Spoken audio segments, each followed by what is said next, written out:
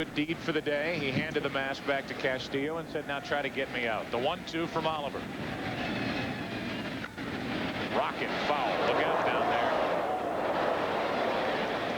there. See, Piazza looking for that fastball inside, and that's what we were talking about. There have been 4 straight cut fastballs on the inside. When you throw a hitter as strong as Piazza, as smart as Piazza, and as experienced, he starts looking for that pitch. Time to go away.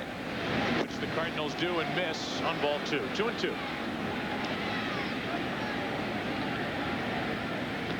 Robin Ventura waits on deck. Right now it's up to Piazza to try to give the Mets a first inning lead.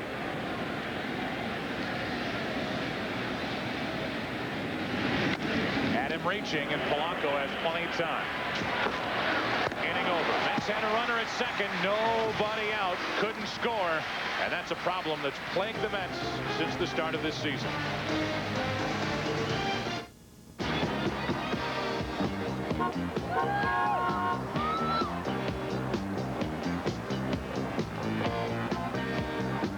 Is it me, guys? Or do we really look ridiculous? Man, for free Bud Light, I'm doing 70s night. Right on, brother.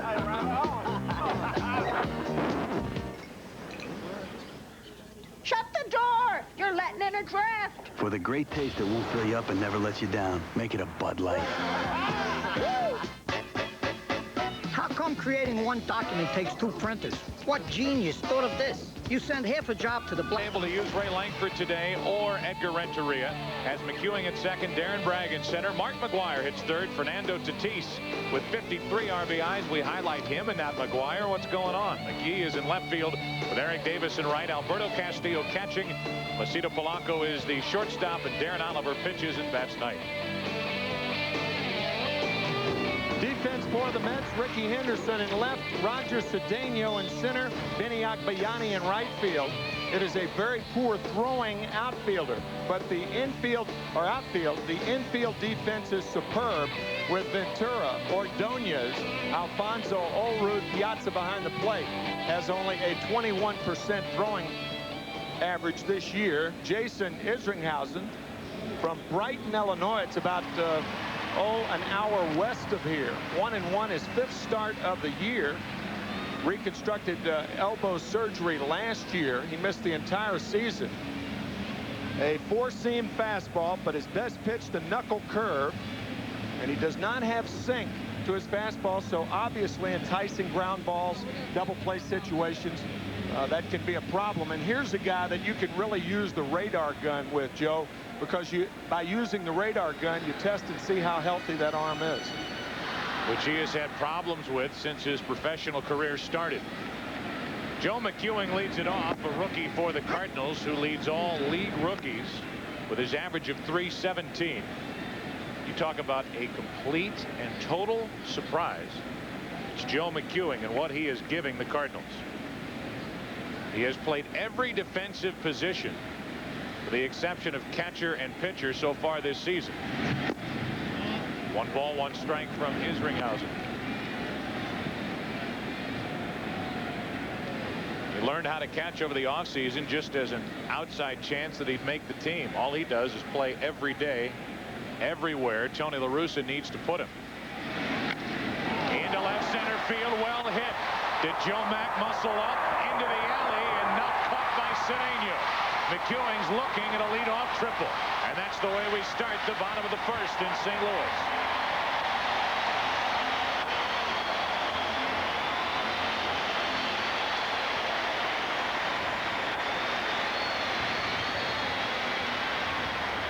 Joe McEwing, a 5th outfielder on the AA Little Rock, Arkansas Cardinal Farm Club 2 years ago. Here he is starting at second base in the big leagues.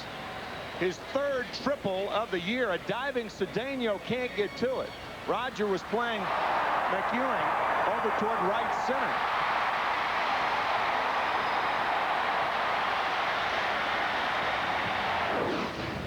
A lot of hang time on that ball. Had they been playing straight away, he makes the catch easily, but a lot of times positioning by an outfielder can determine whether it's a hit or not. Now McEwing at third with nobody out for Darren Bragg. Former Boston outfielder takes a ball.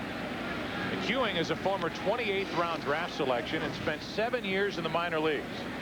Never hit much until last season. And all of a sudden he is pushing .320. Playing just about every day in the big leagues for the Cardinals.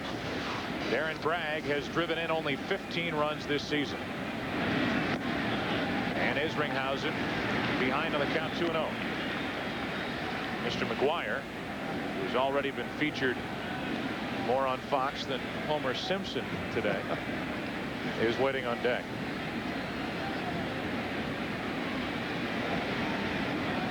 Two balls, no strikes. Runner at third, nobody out. First inning, no score. And Isringhausen is missing and missing up. 3-0.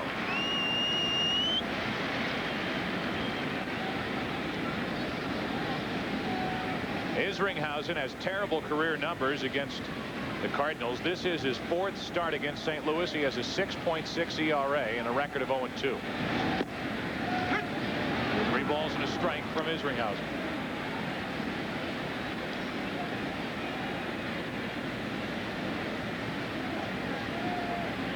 Bragg batting in the number 2 spot. Spot usually held down by Edgar Renteria. Runner at third, nobody out. Infield back. They'll give up a run for the out. And a good pitch over the inside corner for strike 2. 3 balls, 2 strikes. Jason Isringhausen has not been a road warrior. He won his first 5 road games as a Met, but he's lost his last 10. You have to go back to 1966 when Jack Fisher lost 11 road games in a row. Trying to get off the schneid here. 3-2 pitch. Down and in, just missed.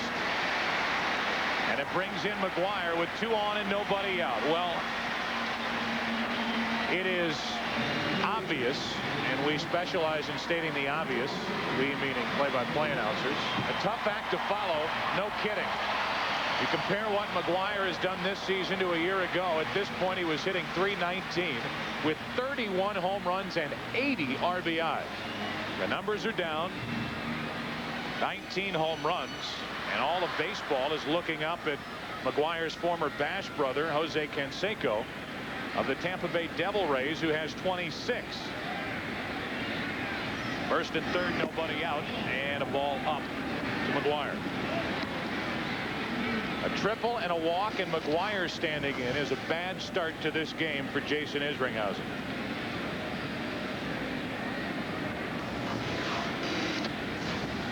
McGuire trying to put St. Louis out in front. Good pitch, strike 1. Good changeup from Isringhausen then. You see McEwing on at third base, Darren Bragg on at first. A lot is made out of who hits behind McGuire, but hitting in front of him is important too. On 1-1. 2 balls and a strike. If Isringhausen strikes out Bragg or gets him out, then there's a place to put McGuire. You walk Bragg, and now you have to pitch to Big Mac.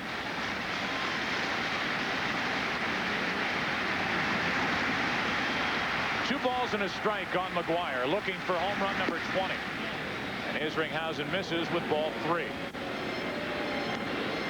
And by the way, so much for that high strike that's going to be called this year in the major leagues. That pipe dream is gone. 3 balls and a strike on McGuire.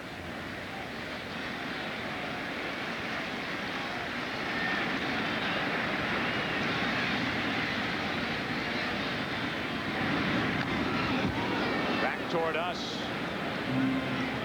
And a full count of 3-2. These are pitches that McGuire last year would have hit off the arch. This year he's fouling them back. 3-1 changeup. Do you send Bragg in this situation? I don't think so. Even if McGuire hits into a double play, you play to run. You don't want a strike him out, throw him out here. Not running. And McGuire gets into one to center.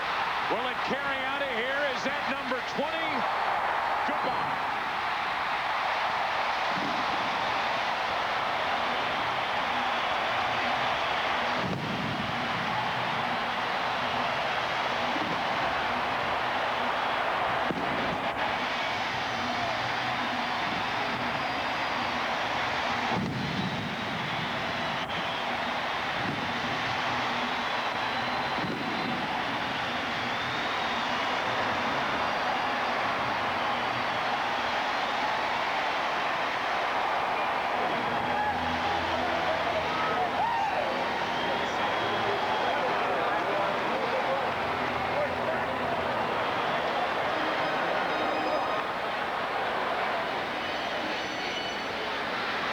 410-foot home run into center field off the bat of McGuire. It's 3-0 St. Louis.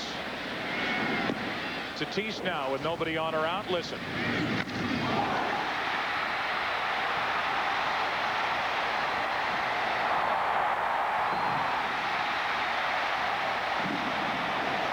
That baseball is no longer round.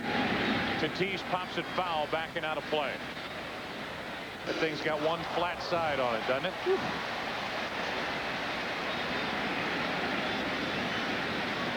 How to turn something round into something square. Oh, rectangular. Well, you had some, I'm sure, interesting listens right behind the plate with bat meeting ball during your long career in the big leagues. 1 ball, 1 strike to Tatis. 2-1, and a horrific start for Isringhausen. They ever sound like that? Well, the sound of a home run is not necessarily louder than the sound, for instance, of a bat being broken. It's that fine click. It's more of a click than connection with the bat, because it's that sweet part of the bat when a guy hits a ball like Mark McGuire. You can tell, you can turn your back to home plate and tell whether the ball's hit well or not. Big breaking ball, and Tatis was frozen 1 away. You saw the 20th home run of the year to Mark McGuire. Well, how did Jason Isringhausen get there? The first pitch, a slider up, change up, and then the fastball. Now the 3-1 change up. McGuire just missed. And then Isringhausen thought he'd sleep the fire by him.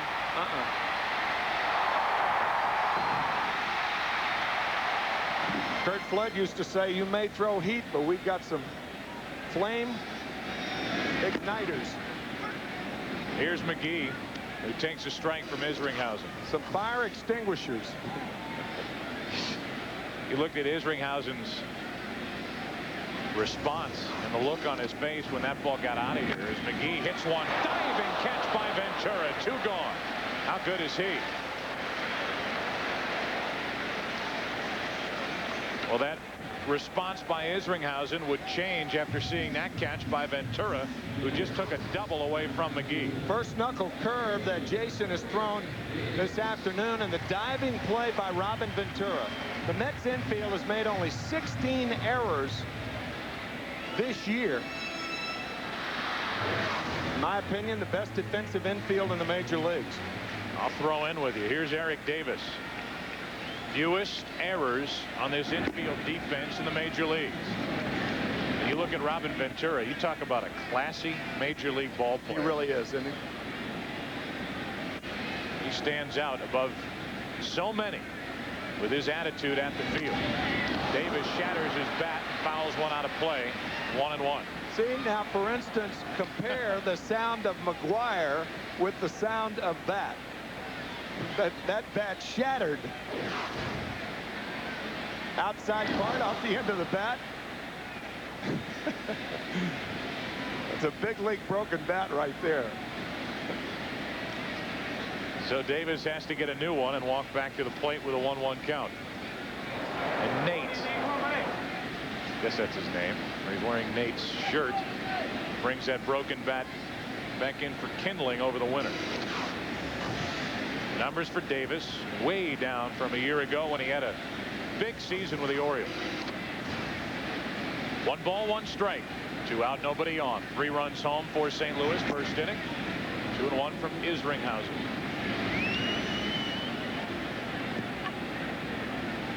Sure, for a guy like Isringhausen, who's been on the disabled list 3 times in his professional career, there still has got to be some hesitancy as he pitches. He brings it into Davis, who pops it up to second, and the Cardinals are finished in the first inning. Well, before the game, Mark said, what am I, chopped liver? You're finally here, Fox, and he delivers in the first. Okay, it's the 3rd week of the Fox Game of the Week, and you're finally here in Busch Stadium to see me? What, I'm chopped liver? I'm not on pace at 96 home runs?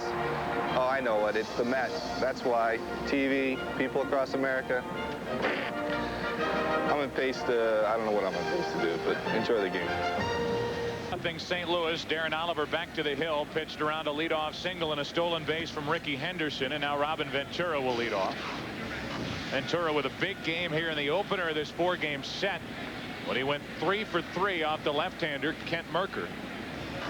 Hit his 12th home run of the year off Merker into right center field, which put the game away. A breaking ball from Darren Oliver for strike 1. There's the curveball.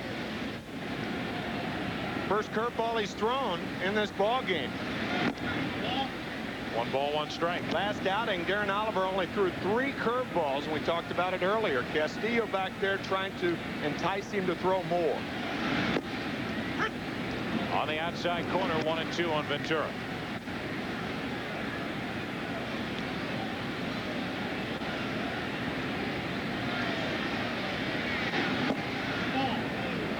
Two balls, 2 strikes.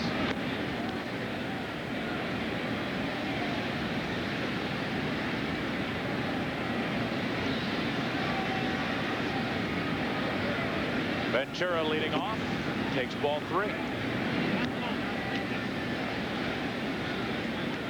Ventura, Agbayani, and Roger Cedeno. Out in front, Ventura is gone, and the second strikeout for Darren Oliver. Well, tomorrow, 2 of NFL Europe's top teams, the Barcelona Dragons and the Frankfurt Galaxy, battle it out as the countdown to Fox's coverage of the World Bowl begins.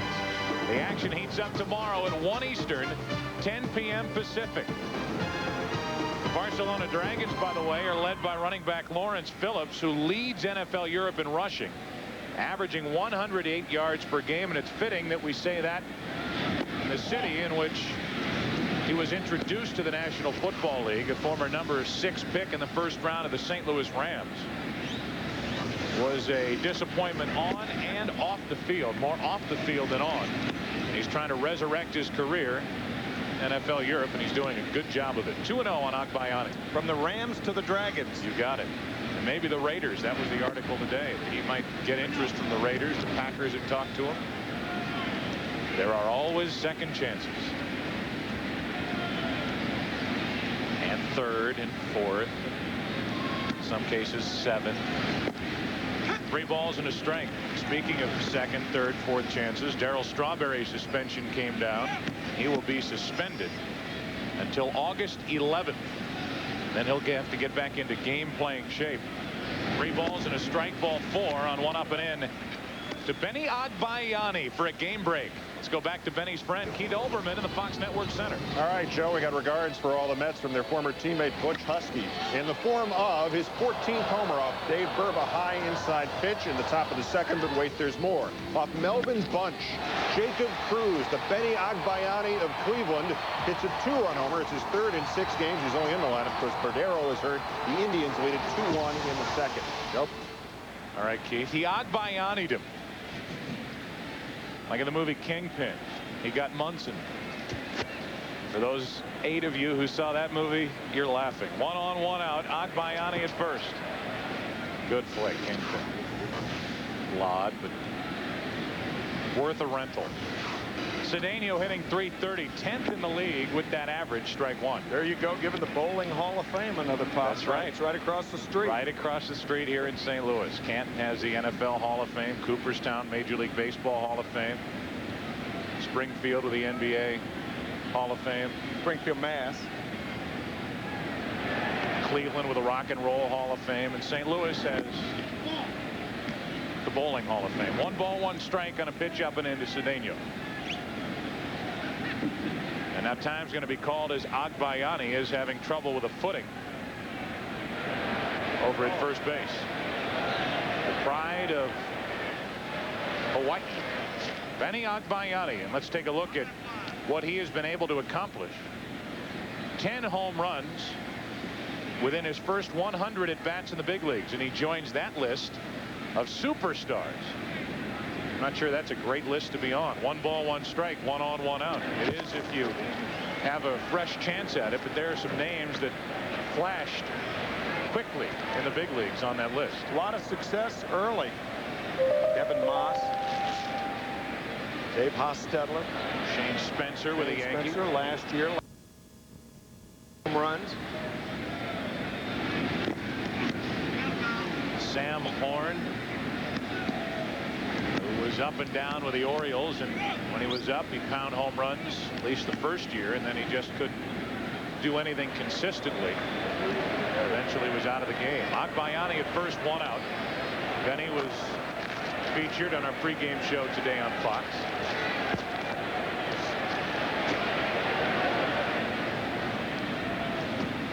Darren Oliver trying to figure out a way to get Cedeno. Not many have been able to do that.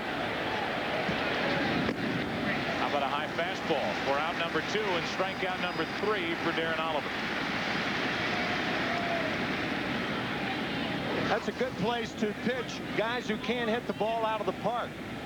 You invite them to hit the ball hard. You want a fly ball to the outfield, realizing he doesn't have enough power to get it out of here.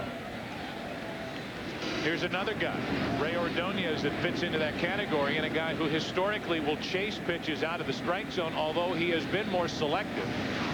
You see his average of 286, 1 on, 2 out. He's taking all the way, it looked like. Ball 1 in the dirt.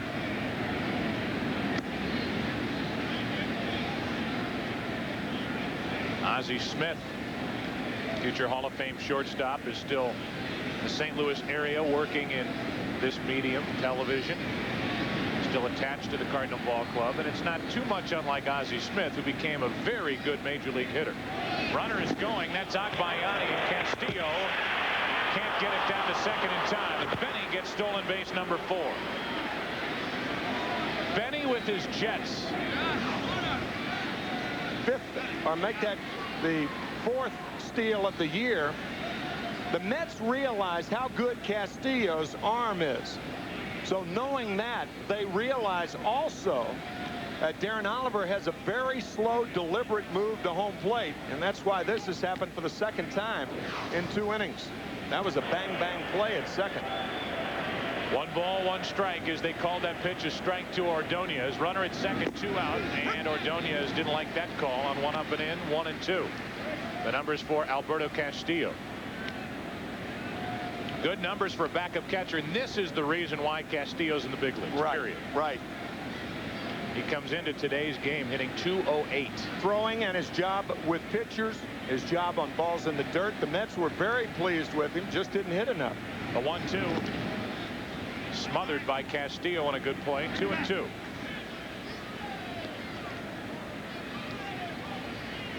Ordonez last night came through with a 2-out RBI hit against Juan Acevedo, a former Met who was pitching against New York. On deck is Isringhausen, who's 1 out of 8 at the plate this season. So Oliver can still make his pitch with a count of 2 and 2. First base open, 2 out. Got him. Looked like a breaking ball down and in, or the cutter. Either way, Ordonez is gone, and that's 4 strikeouts for Oliver. 3-0 St. Louis. I can't believe I can get this close with an electric shaver. The 1999 Remington microscreen. At Busch Stadium, Bobby Valentine moments ago had this to say on his bench with thoughts of later on in this afternoon's game. Put him on call. Okay. In case Bobby Bo ready, in case Ricky's back's bothering him. Tighten up on him.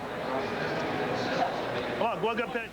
Bobby Bo is Bobby Bonilla. Ricky Henderson with that head-first slide, stealing his 15th base of the year in the 1st inning. Could have injured the lower part of his back. So Bobby Bonilla carrying the doctor's beeper with him today. Have to get him out of the clubhouse to come play. Yeah. Alberto Castillo leads it off. Henderson still in a squatting position out in left field. He doesn't look like he's moving around too well. Strike over the inside corner. Talked about how good a shape Ricky Henderson is in. Well, what kind of a toll has that lower back taken? With those hands first slides all those years.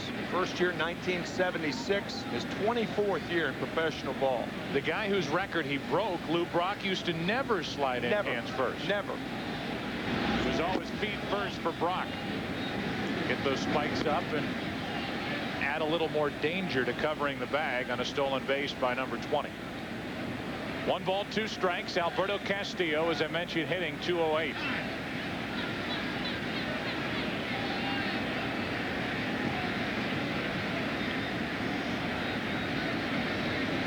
On 1-2, Castillo strikes out. Well, earlier, Bobby Valentine was standing by, talking to John Olerud, and Olerud was talking about how good a shape Ricky Henderson is in.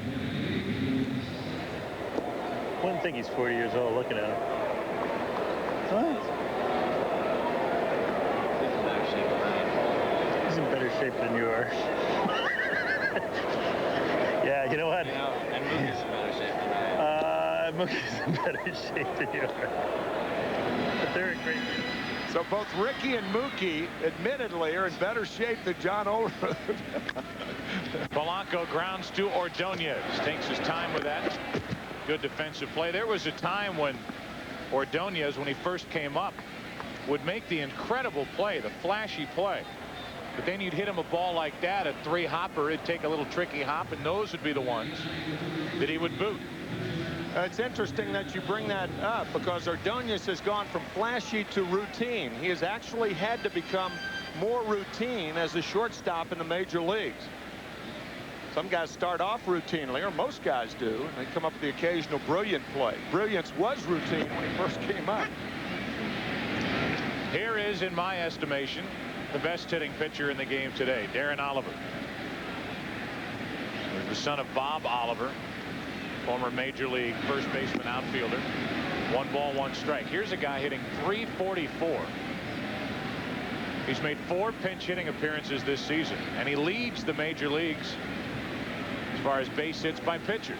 He gets a good swing, and he floats one into left center field for a hit. Should be at least a double. Oliver won't try to push it past the double, will he? No. A 2-out double by Darren Oliver, and he is on and in scoring position back to the top of the lineup. 4th double of the year for Darren Oliver, and watch this stroke.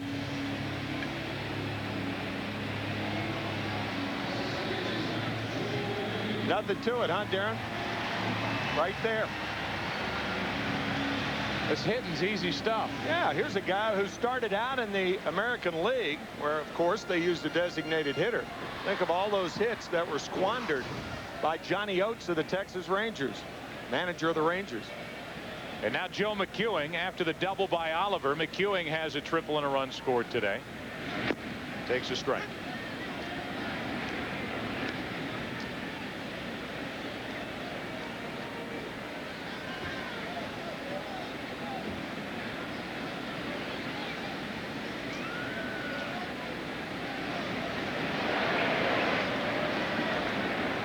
Joe McEwing with 2 out, trying to produce a run for St. Louis. Good pitch from Isringhausen, 0-2. By the way, we've already heard from Bobby Valentine, who's wearing a microphone for the Mets. Mike Easler is the hitting instructor for the Cardinals. He's wearing a mic, and we'll check in with him during today's telecast. 0-2 on McEwing. Runner at second, 2 out. And McEwing goes the opposite way, robbed by Olerud.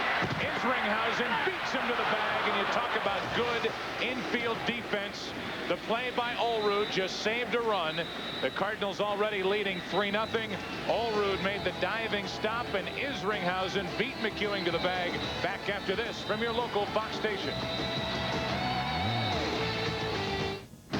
You're watching Fox Saturday Baseball Game of the Week. Between you and the road are rubber, shocks, and springs. Parts to some, to us, an exact. They're legging out a double. Drive into left center field, and Oliver chugging down the line. Had to be thinking double all the way. We know that the Cardinal hitting coach, Mike Easler, was thinking double all the way. That's for sure. Ollie, gap it, yes. Don't pull a muscle now, nice and easy. Stay there, don't. Oh, Lord.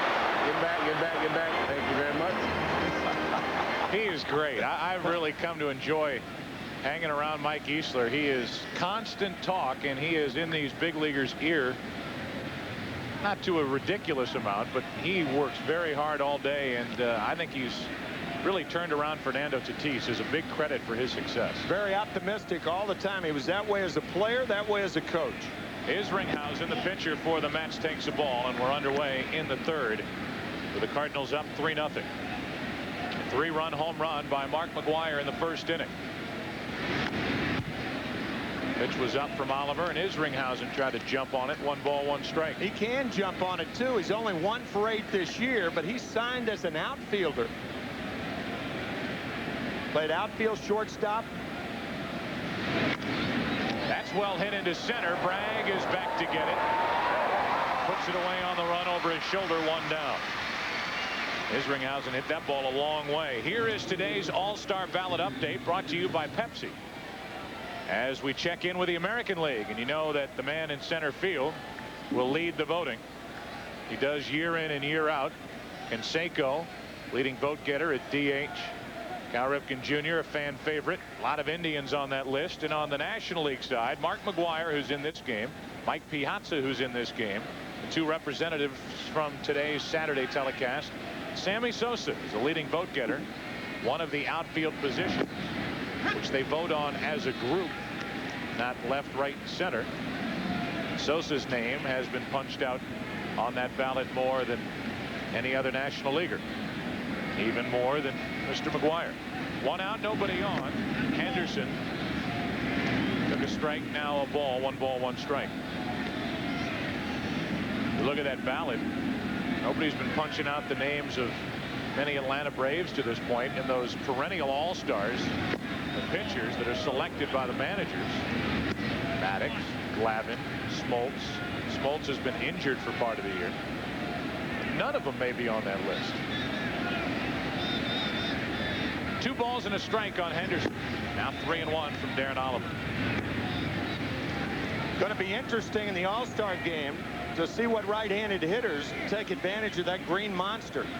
Little chip shot to left field.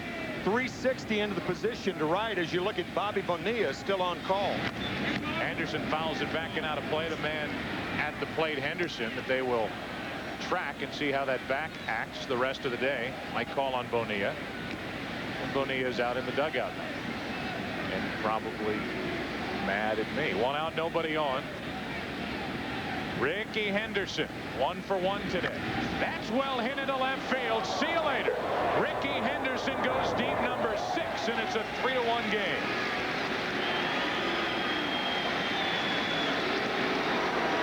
I guess the back's all right. So much for a back problem.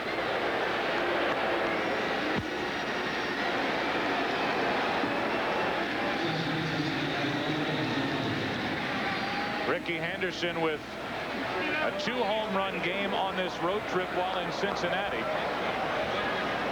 You look at the career of Ricky Henderson. 1990 American League Most Valuable Player, 10-time All-Star, world champion with the Athletics and the Blue Jays. We already talked about the other individual achievements, including the all-time stolen base leader. He's been muscling up lately for the Mets. 0-2 on Alfonso. He's had two home run games this year. That's home run number 6 for Ricky on the year as he puts the Mets on the board. Alfonso's jammed, and he pops it up behind short for Polanco. 2 away. Mets have now hit 88 home runs on the year, and 58 of the 88 have been solo shots.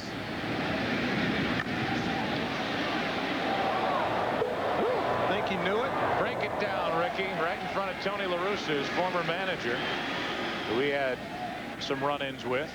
Days with the Oakland A's. Darren Oliver just gave up his 9th home run of the year. That's number 6 for Ricky. Here's Olrud. There's ball 1. What's Valentine's reaction on the home run by Henderson? It could be. It might be. It is. We'll let that one stand on its own. 2 balls, no strikes on Olrud. Olrud with 2 out, nobody on. Is he a member of AFTRA? He might as well be. Has his SAG card. 3-0. He's got to go some for his Harry Carey impression, however. Hey! All right, everybody. That was good. St. Louis and Chicago. 10. Not bad. 3 balls and a strike. I used to listen to him when I was 7 years old in Memphis. Of course. Growing up, Cardinal area, 290 miles south of here. Allrood takes ball 4 high. A 2-out walk, and that's the second walk handed out by Oliver this afternoon.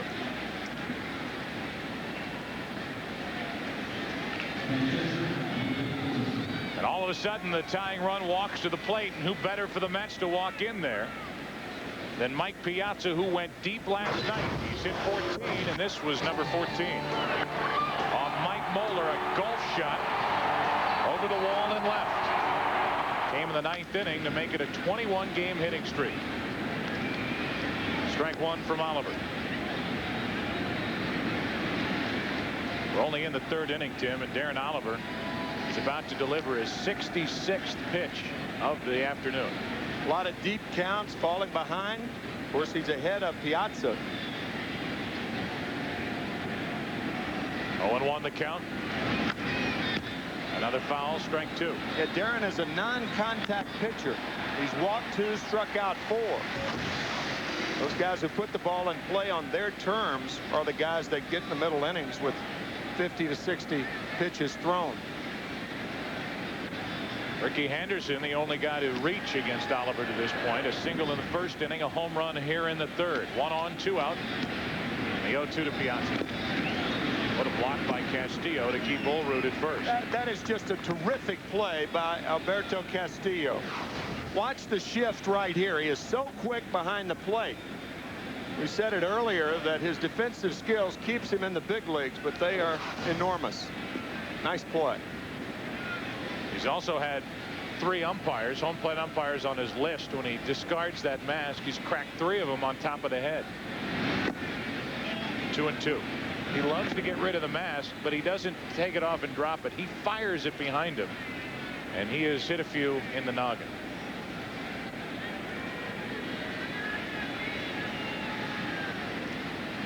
Two balls, 2 strikes, 1 on, 2 out.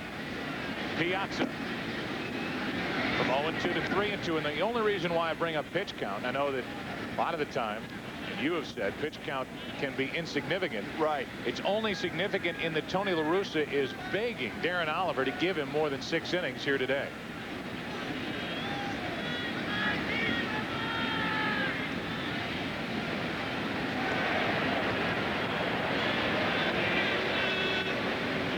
Mike Piazza at the plate, the tying run. If he gets a hold of one, it's a new game. 3-1 St. Louis, 3rd inning. Runner goes, 3-2 pitch, ball 4. Let's listen in to Darren Oliver when we asked him how he would pitch to Mike Piazza. Well, usually when you have a guy like that, you know, he's the kind of guy that, you know, the don't hurt you guy in the lineup. You know, you're going to get beat. Make sure it's not that guy that's going to beat you, because everybody knows, you know, he's dangerous at the plate. So you maybe kind of pitch carefully to him, maybe not like an unintentional walk to him, kind of, sort of, you know, depending on the situation, especially if it's a 1-0 ball game. Here it's 3-1 with Ventura now taking a ball outside. You would have to believe that if there were any thoughts, Tim, of Darren Oliver pitching around Piazza, those went out the window when he ran the count to 0-2, and he just let a guy get away. Well, letting Allrood get away was his first problem. And then after going 0-2 to Piazza, walking him, and now he's got to pitch to Ventura behind in the counter. A hitter's count right here. Early in the game, as a pitcher, you're trained to go after hitters. You start pitching around too many guys early in the game, you get men on base, the big inning happens. 2 on, 2 out here for the Mets. Tying runs aboard, and Ventura checks his swing on ball 2, and Oliver can't find the strike zone. Dave Duncan gets up from his perch down in the Cardinal dugout and starts to move around.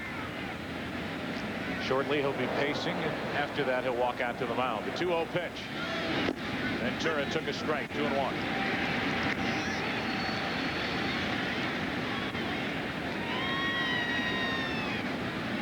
Oliver dealing with the left-hander Ventura with Benny Agbayani waiting on deck. Tying runs on for New York. Third inning. Now the 2-1. 3 balls and a strike. Benny's next. Oliver has struck out 4, walked 3.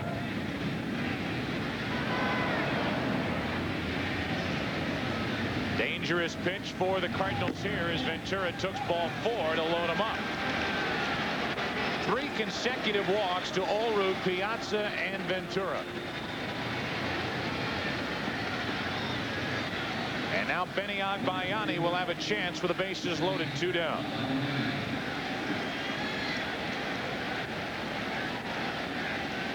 Four strikeouts, 4 walks, and a ton of pitches. Olrud, the runner at third, Piazza at second, Ventura, the runner at first. Very poor speed on the bases for the Mets right now. Agbayani with the bases loaded, 2 out, takes a fastball straight.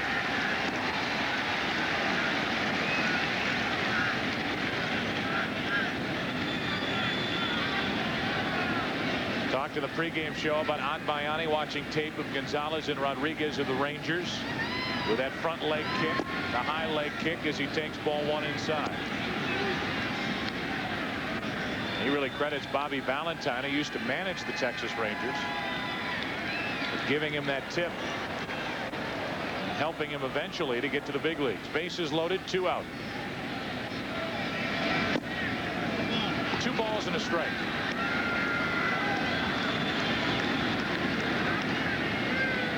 Oliver walking the bases loaded. The Cardinals, the only major league team that has not issued a walk with the bases loaded this year.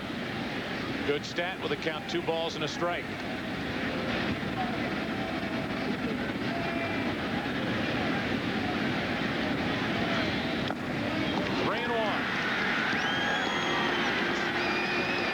Talk about starting pitching trouble.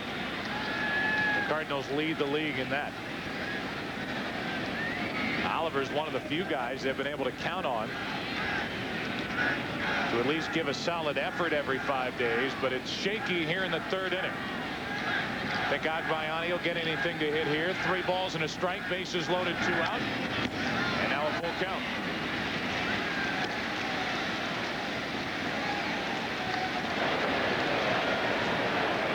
The slowest runners in the National League on base at the same time. Could take a grand slam to get them all home. Right. Olrud, Piazza, and Ventura. Good. I'm sure Bobby Valentine thinking it's good that they're running here. They will take off as Agbayani grounds to third. Tatis to flip across the infield, and the Mets, again with runners in scoring position, fail to come up with a big hit. The Mets leave the bases loaded at left 5 and trail by 2, bottom of the 3rd. And the observatory areas up at the top of the St. Louis Arch, looking down on Busch Stadium, where the St. Louis Cardinals lead the New York Mets 3-1 as we move only to the bottom of the 3rd inning. The game that is creeping along. The Cardinals will have Bragg, McGuire, and Tatis against the right-hander Jason Isringhausen. Darren Bragg first up. He drew a walk in front of the 3-run home run hit by McGuire in the 1st inning.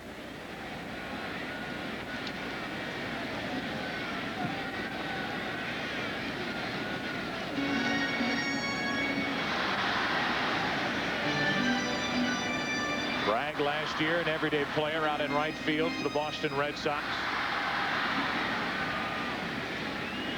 The wild card winners in the American League in 1998. Breaking ball down and in from Isringhausen. Big Mac waits on deck. He has added Jason Isringhausen to his list. List of pitchers that he has taken deep. The 1-0 to Bragg. 2-0.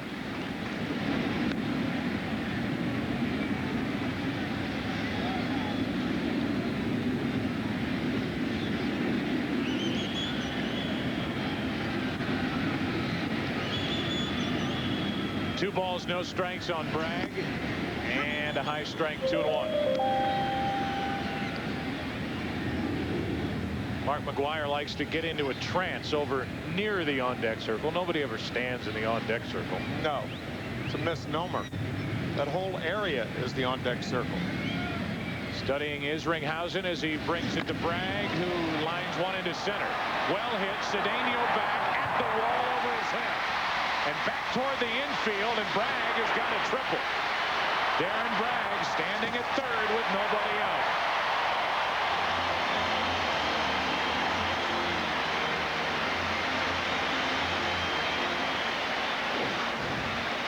This ball hammered to center field. The second Cardinal triple in the first 2+ innings. Cedeno runs out of room. Neither Henderson nor Agbayani backed up. And because of that, Darren Bragg has a triple instead of a double. Now, in fairness, it was too far to go for Agbayani to that straightaway center field position. So it's a triple all the way for Bragg. And he's at third with nobody out. We would like to welcome those of you watching this Mets-Cardinals action in St. Louis. Those of you watching Texas and Boston, join us as Mark McGwire, who has already gone deep. A drive into center field for his 20th of the year. Stands in with a runner at third, nobody out. 3-1, the Cardinals out in front. And McGwire takes ball 2. Mark McGwire now has 477 home runs in his major league career. And he could accomplish something that's hard to understand. He had home run number 400 last year in his career. Could hit home run number 500 this year. Here it's just a pop-up over to the right side, and I'm glad I'm not standing underneath it. Oru puts it away, and McGwire misses an RBI chance here in the third. Why not? You'd have plenty of time for it to come down. Yeah, plenty of time to go 8 different directions and embarrass myself. So McGwire fouls out to first.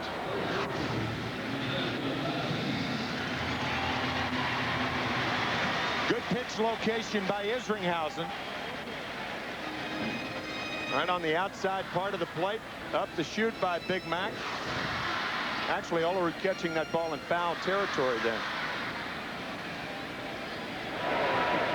So Bragg is at third with 1 out. And Fernando Tatis, who's 5th in the league with 53 RBIs, stands in. Infield comes in on the right side, and a breaking ball strike from Isringhausen.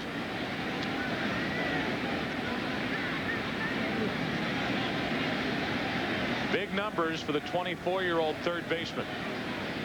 Came to the Cardinals last year from Texas, along with Darren Oliver, right at the trading deadline. 1 ball, 1 strike.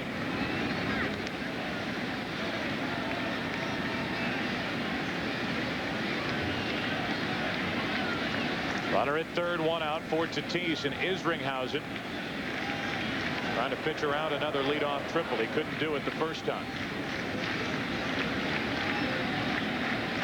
A 1-1 to Tatis.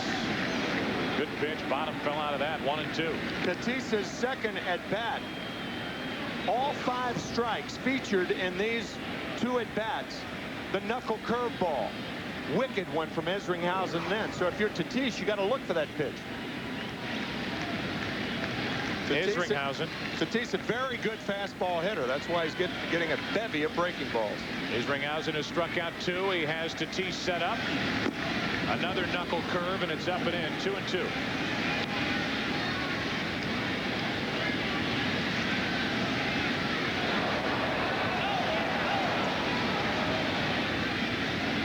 Runner at third, 1 out.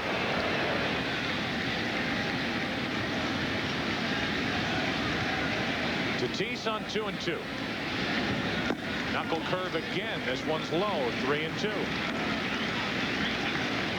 I think the scouting report on Tatis might include don't throw him a fastball. I would anticipate another knuckle curveball right here.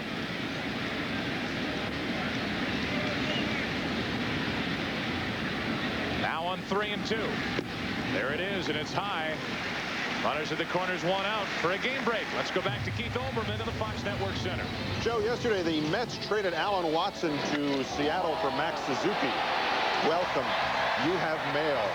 David Justice off the pole. The Indians go ahead 4-3. Mr. Watson returns to the American League. We're now top 4 in Cleveland.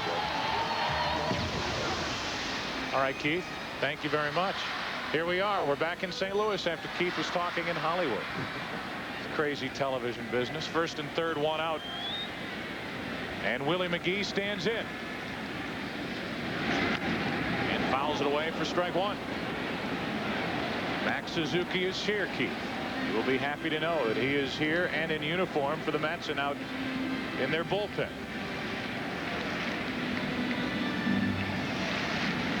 Hard throwing right-hander. Just 24 years old, and the Mets are going to give him a shot. Max Suzuki. There's the old step to third, look to first move that hasn't worked 10 years. There's the acquisition of Max Suzuki from Seattle for Alan Watson. There's also cash flowing the way of the Mets. Throw to first, and Tatis gets back. There's Max Suzuki right there, working on a little flow and rhythm. One of the starters faltered for the Mets. He'll go into the rotation. 0-1 the count on McGee. First and third, one away. Mets look for the double play ball, and McGee lines to left. They will run on Ricky Henderson. Bragg comes to the plate. Henderson's throw is not held by Piazza. Down to second to Tatis, and it's 4-1 St. Louis.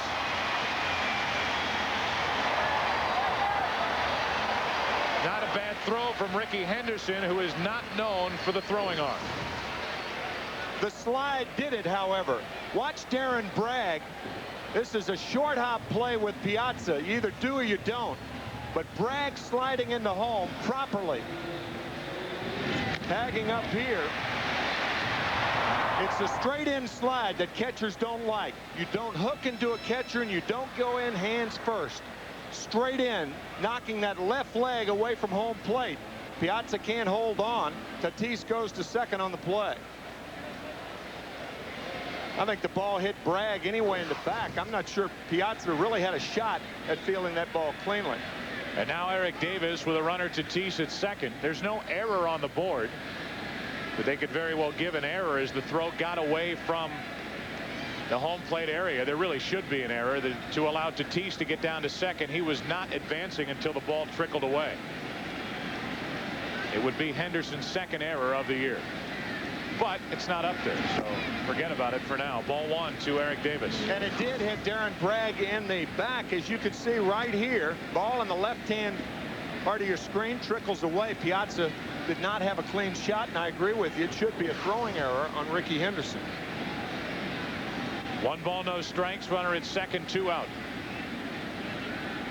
Davis is driven in 29, 2-0. With the light hitting catcher Alberto Castillo on deck. I would imagine they will be careful and now intentionally pass Eric Davis. The pitch to Alberto Castillo. And this makes all the sense in the world. 3-0. What would have made better sense would have been to walk him to begin with. Why take a chance and pitch to Eric Davis the first 2 pitches and then walk him? And the Mets they know fully Castillo's offensive prowess, which is not good. Bobby Ballantyne allowing Isringhausen to throw the first 2 pitches and then walk. They should have walked him to begin with. See a lot of trouble happen when you start trying to get too cute. Right. Alberto Castillo stands in. 2 on, 2 out. This copyrighted telecast is presented by the authority of the Commissioner of Baseball and may not be reproduced or retransmitted in any form. The accounts and descriptions of this game may not be disseminated without express written consent. Back to the game. 2 on, 2 out. Alberto Castillo has driven in a total of 6. He's hit 1 Cardinal home run, and his average at 205. He struck out his first time.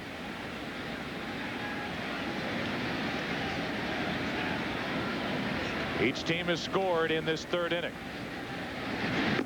And a ball to Castillo. You can see Roger Cedeno in center field shading Castillo toward left center. He should be on the other side of second base. Castillo, as much as anybody on the Cardinals ball club, hits the ball to right field, particularly the fastball. 2 on, 2 out. And there's one into right, but foul. 1 ball, 1 strike. The defensive positioning a couple of times in this game has been a little odd, and now Cedeno does move over toward right center. There's a 5-star Italian restaurant about 2 blocks from here. I'm not going to mention the name, but you know what it is.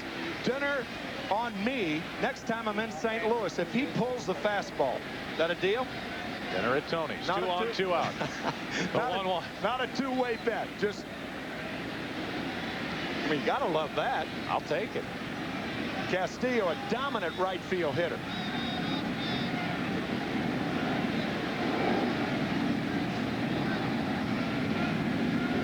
Isringhausen on 1-1 steps off. And then there's Bill Webb, our director, who will treat Tim and I if Castillo grounds out to the right side. Last of the big spenders, that Bill Webb. Thanks, Webby. 1 ball, 1 strike, 2 on, 2 out. Well, Isringhausen gave you a chance there with a pitch outside. It missed. 2-1.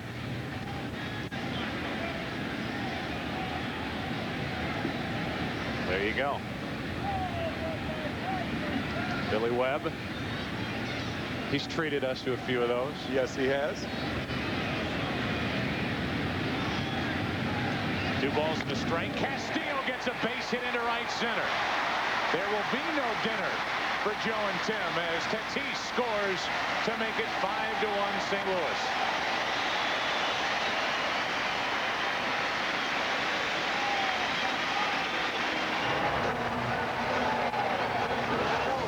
Fastball away on the 2-1 count. Castillo breaks his bat right there. Trade a bat any day for a hit and an RBI. Cardinals extend their lead to 5-1. Let me ask you a question. Why are they pitching Castillo away? Away, away, away. Only fastballs away. Guys going that way. Why work him that way? Sometimes pitchers just get into that rut of not being able to find the release point, whatever, fall behind. Pitch, really a good pitch on the outside corner, but Castillo turned it into a liner. Now Polanco with first and third, 2 out for St. Louis. Cedeno had moved over toward right center field. Obviously, there's some places you can't be everywhere. There's some places you're not going to be. The point was he had him played wrongly the first pitch and then moved over to the correct position. Now on 0-1. Placido Polanco takes a ball. He's driven in 11. Hitting .280. Backup middle infielder for Tony La Russa. Cardinals have their biggest lead of the day. And Isringhausen, who came in 0-2 with an ERA over 6 lifetime against the Cardinals, is up to his old tricks. The 1-1. Stabbed by Piazza. 2 balls and a strike. I'm not so sure the guy on deck isn't as big a threat or more of a threat at the plate. Oliver's already doubled. So if you try to make that perfect pitch and pitch around Polanco, you might really open yourself up to possibly a game-ending rally. I would think they'd come right after Polanco. 2 balls and a strike. Ball 3, 3-1. 2 walks in the inning, 1 an intentional pass, which was handed to Davis, but Alberto Castillo spoiled that with a hit. The inning started on a leadoff triple by Darren Bragg.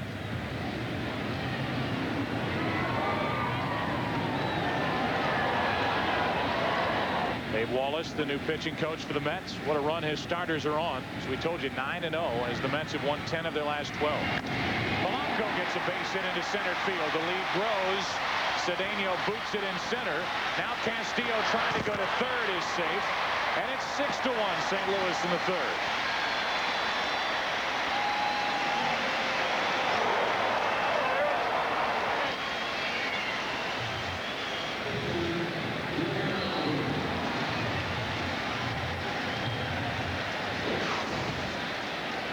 So Palunks one into center field, and Castillo actually stopped at second base.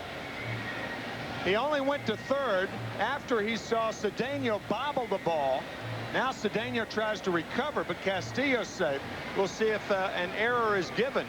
You got to give an error on that. Technically, there should be 2 errors in this inning, and so far we've seen none being flashed up.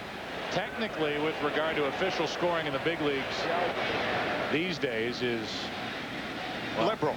Yeah, I liberal. mean, official scoring is up for grabs right now. Sometimes they make sense, sometimes they don't. And there should be 2 errors on the board for the Mets in this 3-run third inning for St. Louis. First and third, 2 out for Oliver, already 1 for 1. And a ball up and in. Not that close up and in, but Oliver spun out of there. Joe, it's that falling behind pattern that we have seen so much of in the major leagues over the last 5 years. Ball 1, ball 2, 2-1, 3-1. It is epidemic. Even to the pitcher, it's 2-0 now on Oliver. Pat Mahomes has been dusted off, and he is warming up in the Mets bullpen. He has been searching for some work out of that bullpen. Long reliever. 2-0 pitch. 3-0, and Isringhausen is about finished.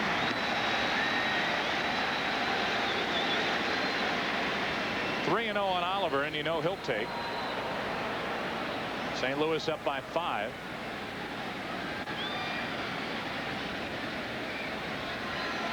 Free pitch here for Isringhausen if he can throw a strike, and he does. 3-1. Most pitchers, you'd say, well, he'll probably take on 3-1. Not Oliver.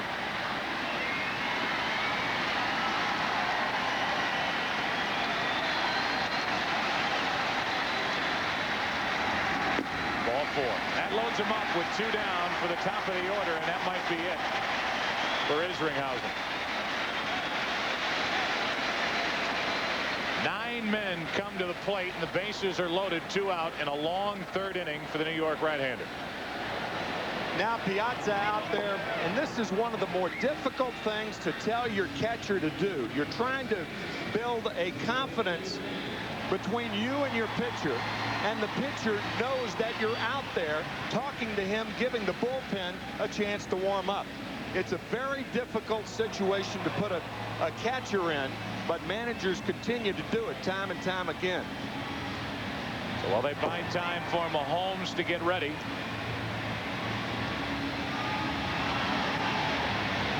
tell you that there have already been 151 pitches thrown in this game. Oliver up to 81, Isringhausen up to 70, and he has thrown his last pitch. So the Mets, who are on a roll and on a roll with their starting pitching, have somebody throw a stick in the spokes as Isringhausen is gone here in the third inning with the Cardinals up by 5. A long time ago in a galaxy. Talk to the pitcher while the bullpen gets ready. There's Tim McCarver in a Cardinal uniform back in '67, the world champions after a victory over the Red Sox. And there's Tim with Mike Shannon, who's actually in the booth next to us. Very little change from 1967. Mike really happy in that picture, yes. huh? Bases loaded, 2 out here. There's Mike Shannon, longtime radio voice of the St. Louis Cardinals. And here's Pat Mahomes. Pat Mahomes 2-0 on the year. He's given the Mets quite a lift in the bullpen, and they need a lift right now to keep this game in hand. Mahomes needs to get 1 out, and it's a tough out in Joe McEwing. McEwing is 1 out of 2 with a triple and a run scored. He's also been robbed of a hit on a diving stab by John Olerud over at first. Bases loaded, 2 away. And it looked like a swing and a miss. Oh, first base umpire said he didn't go around. Ball 1. Said Rapuano 1-0 instead of 0-1. Wicked breaking ball from Mahomes. Did he go? No. Good call by Ed Rapuano. 1 ball, no strikes. Bases loaded, 2 out.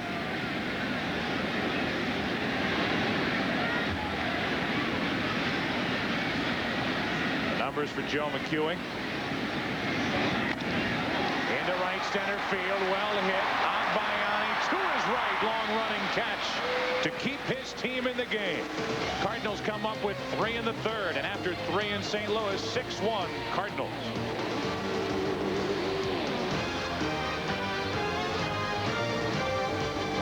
Six to 1 St. Louis lead. Take a look at this big crowd here at Busch Stadium. You know, we at Fox, we like to consider ourselves traditionalists, and traditionally at the ballpark, the crowd is helped along by an organ player. Right. So in our effort to give you behind the scenes sights and sounds of baseball in St. Louis, we introduce to you now Mr. Ernie Hayes, who's the organist here at Busch Stadium. Hi, Ernie. How are you? We're doing wonderful. You look great in that makeup, by the way. Oh, thanks. I just didn't want you to be upstage or anything, so Yeah. I had them tone it down. You had to tone it down. Outstanding. Roger Cedeno's at the plate. He'll try to get something started for the Mets here in the 4th inning, down by 5. Took a strike, now a ball. 1 ball, 1 strike. Ernie, how long have you been around this place? I started here in '71, and in those days it was music was me, period. Moi. And now it's all technology has taken over, and you've been, at least part of your shtick has been phased out because of CDs and the like. Well, which is good because they need to appeal to the younger generation, and the stuff that I do. 2-2. Go ahead. You can keep talking. You don't have to worry about me. I'll cut you off. The stuff that I do appeals to more or less the traditional crowd, and some of the younger folks want to hear some of the stuff that they've heard on radio all week, so it's a good mix. Cedeno strikes out looking, and that's the way we begin the top of the 4th inning. Oliver strikes out his 5th. Now, correct me if I'm wrong, but Ernie, years ago it used to be players used to come to you, or you had a go-between, and they said, I want Ernie to play this for me when I walk to the plate. Isn't that the way this used to work? That's true. I remember one year in the mid-'70s, out of a 40-man roster in September, I had 27 songs I had to play for players. I was pretty busy that year. Do things for Brock. I would ask them personally. I don't know. I guess maybe they still do that, but it doesn't seem as personal now as it used to be. That's right. 1 ball, 1 strike. Well, how about, for an example, Lou Brock? How about a base hit up the middle, Ernie, off the bat of Ray Ordonez, a 1-out single, and the Mets hope that'll start something. Lou Brock liked the theme from Shaft. That was his choice. And when he don't we all? Well, yes. And when he made his grand record steal, well, of course, that's what he got.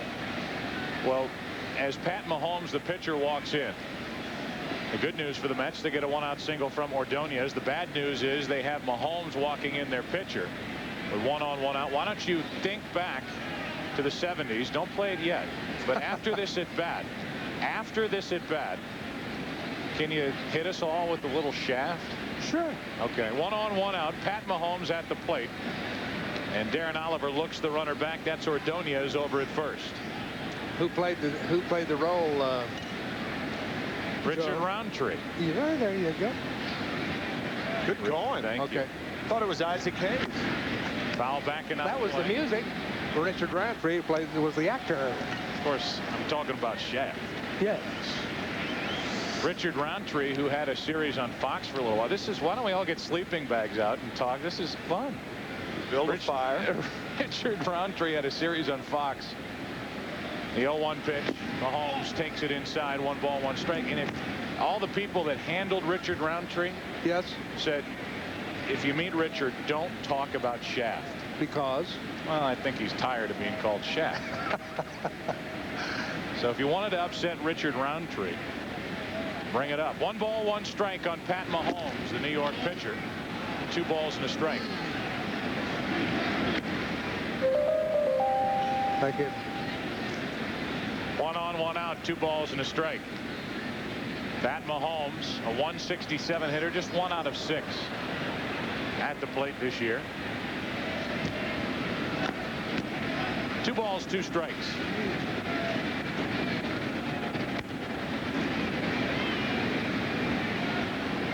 Ricky Henderson waits on deck.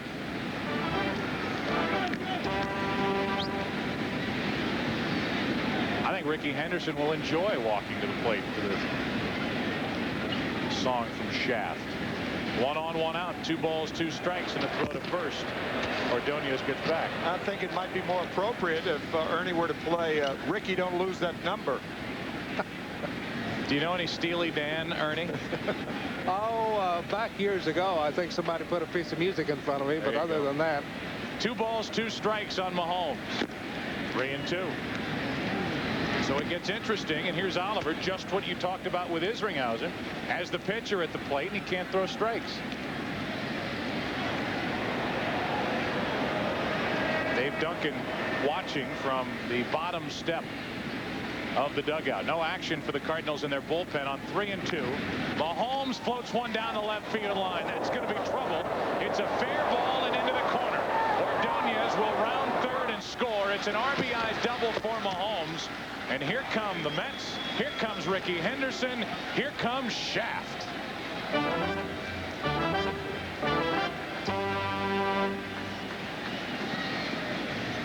One more time.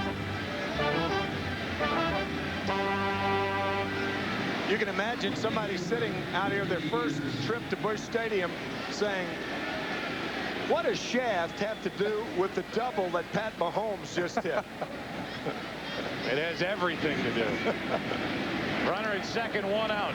The Mets trying to come from behind, and I will guarantee you, this is not Joe Buck, employee of Fox, trying to get you to hang around for the end of this game. I guarantee you the Cardinals are not comfortable with a 4-run lead with a history of this pitching, and I'm talking about recent history, 2.5-year history with their pitching. A strike over the inside corner to Ricky Henderson.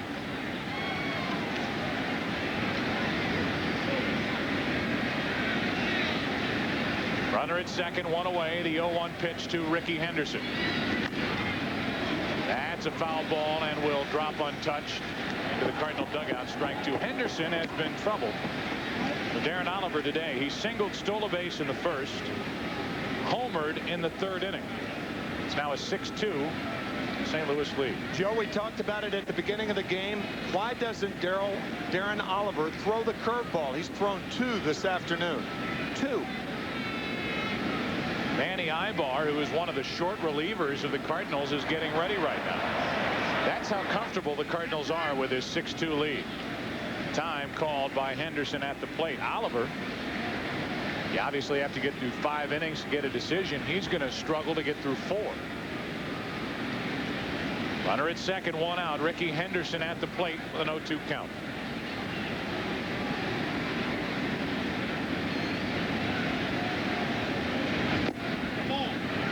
Side to drive him off the plate. 1-2.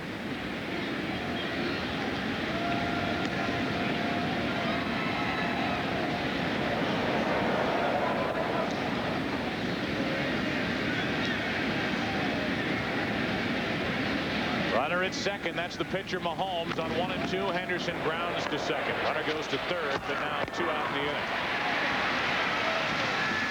Batter will be Edgardo Alfonzo. Well, here's your chance to win a Nissan Frontier Crew Cab, the first compact pickup with 4 real front hinge doors. RBI hit. Boy, do the Mets need this run. A strike from Oliver.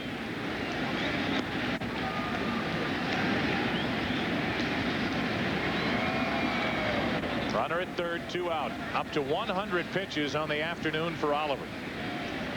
We're only in the 4th. 1 ball, 1 strike.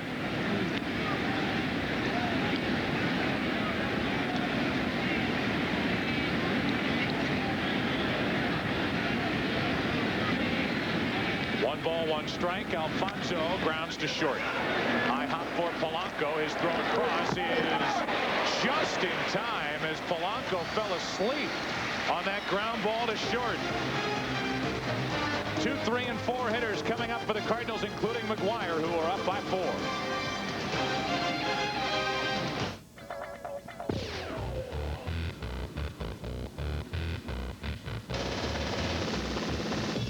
Before you can throw like an MVP, catch like an all-star, or hit like a Hall of Famer,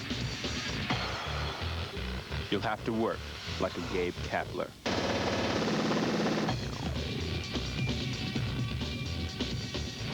K-Swiss. You want something. Lead, bottom of the 4th inning with Bragg, McGuire, and Tatis coming up against Pat Mahomes, who not only kept his team in the game by coming in and getting McEwing with the bases loaded 2 out last inning, but just dropped an RBI double down the left field line to make it a 4-run game. Strike to Bragg.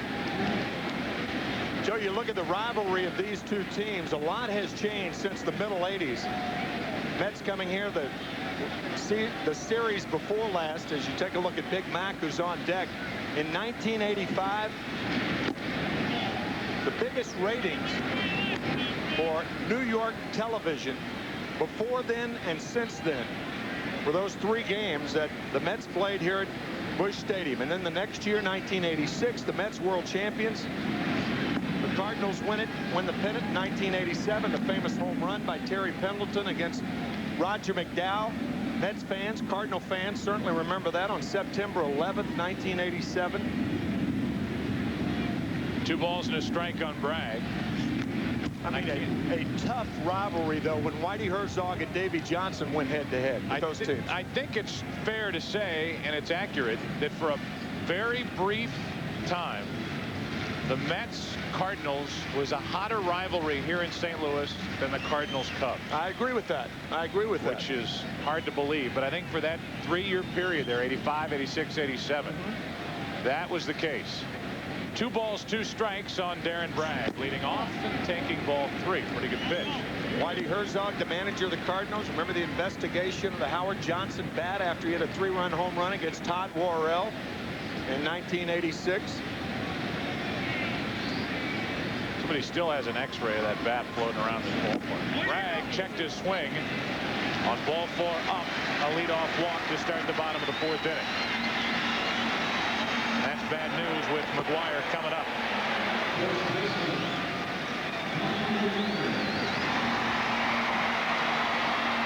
We would like to welcome those of you watching the Cleveland Indians and the Seattle Mariners. Welcome to Mark McGuire's house. His 3rd at bat. Mark McGuire digs in. He is averaging a home run every 7.6 at bats in his history as a Cardinal in Busch Stadium. That's at home, 1 home run every 7.6 at bats, and that number came up in the 1st inning with a 3-run home run. Joe Buck, Tim McCarver, Mike Weissman, Billy Webb with you from St. Louis, where the Cardinals lead 6-2 in the 4th inning. And McGuire hits a foul straight back to the backstop, 0-2. Yes, Joe, we're always trying to find different ways to put it, but consider this, folks. There have been 206 players in Major League history that have 200 or more home runs. McGuire, with that last home run, has 200 home runs in the last 4 years. 0-2 the count. McGuire strikes out. Mahomes blew it by him. 1 away.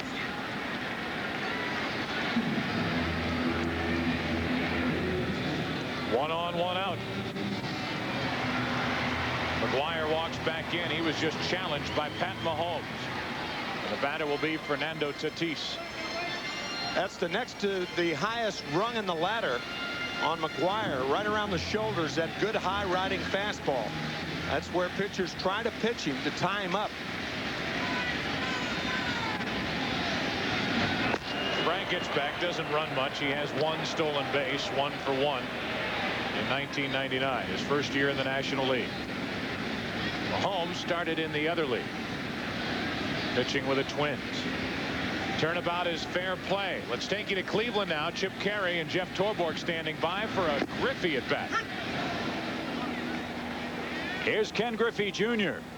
Jr. was intentionally walked his last time up. A note that Tim McCarver said a few moments ago about Mark McGuire. With over 200 home runs in his last 4 years, Ken Griffey Jr. is not that far behind him, including this season where he has 25. In the last 3.5 seasons for Seattle, Jr. with 186 home runs for the Mariners. He hit number 375 lifetime last night. And remember, folks, this young man only 29 years old. Jr. pops it up out of play, and it's strike 1. A great pedigree. Of course, Ken Griffey Sr., his dad, a star with the Big Red Machine, but Really, if you want to know why Junior's such a great ball player, there must be something in the water in Donora, Pennsylvania. Hometown of Stan the Man Musial. In fact, Junior born on Stan Musial's birthday, November 21st. How's that for a coincidence? Both great left-hand hitters, both from kind of that peekaboo batting stance. The 0-1. Verbo 0-2. You know, you're talking stats. You're talking about Mark McGwire. We just saw Mark. Now, he's the only hitter in history of Major League Baseball, though I've had 3 consecutive seasons of 50 or more home runs. You know, Ken Griffey Jr., who has hit 56 each of the 2 years, recently 2 years, hit 49 the year before that. He was only 1 away from doing the same thing. And he did it in 140 games, too. He missed 22 games for that Seattle ball club that year. Well, this guy's got, I think, the best chance of any player today of matching Henry Aaron's record. And if not just matching it, surpassing it. Assuming, of course, he stays healthy. 0-2 pitch rolled foul. I think he's going to have a big advantage, too, Jeff, right after the All-Star break. The Mariners will move out of the Kingdome and the artificial surface into their new ballpark, Safeco Field. Every day at home, he'll play on the natural grass, and that's going to save him a lot of wear and tear as he approaches his 30th birthday and beyond. Well, that's a very good point. You also wonder how it'll affect him, though. That ballpark will probably play much bigger, because even though the dimensions of the new ballpark are the same, it's an open-air stadium, or when they close the roof, it's like a large carport, and you wonder how the wind will affect home runs in that ballpark. But he doesn't get too many real short home runs. When he hits them, they stay hit. The 0-2. He swung and missed. The ball pops away from Diaz, and Junior will be thrown out at first for out number 2. Alex Rodriguez stays at second. It's Willie McGee walks in after Tatis just struck out. Bragg stole second. You look at home runs this season. Griffey still with 25. McGwire now with 20. Jay Bell of Arizona on that list. And then the usual suspects with Canseco, Sosa, Bagwell. McGwire hit number 20. We've gone to great lengths to bring you 2 at-bats by 2 of the game's superstars, and they both just struck out within 4 minutes of each other. Timing is. Here's McGee. Runner at second, 2 out. Willie hitting .257. He has a sac fly in today's game. A strike over the outside corner from Mahomes.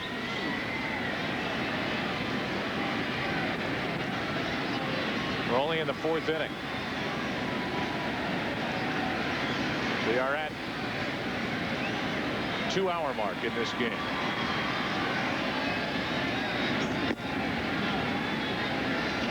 Ken Griffey Jr. now 380 home runs away from Henry Aaron.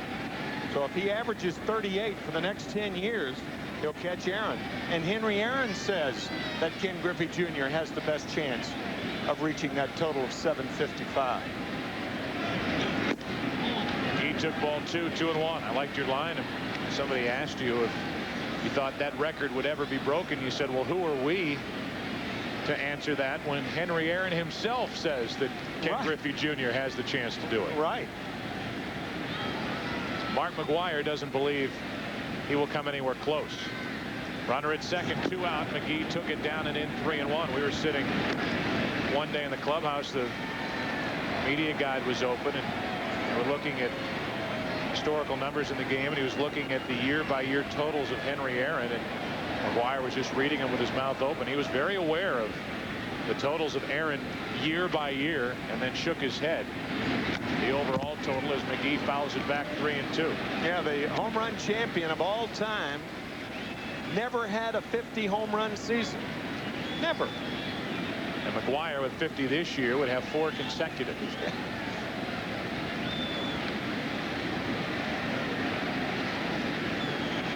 Runner at second, 2 out. 3 balls, 2 strikes on Willie McGee. It's a 4-run Cardinal lead only in the 4th, and McGee keeps it 3-2.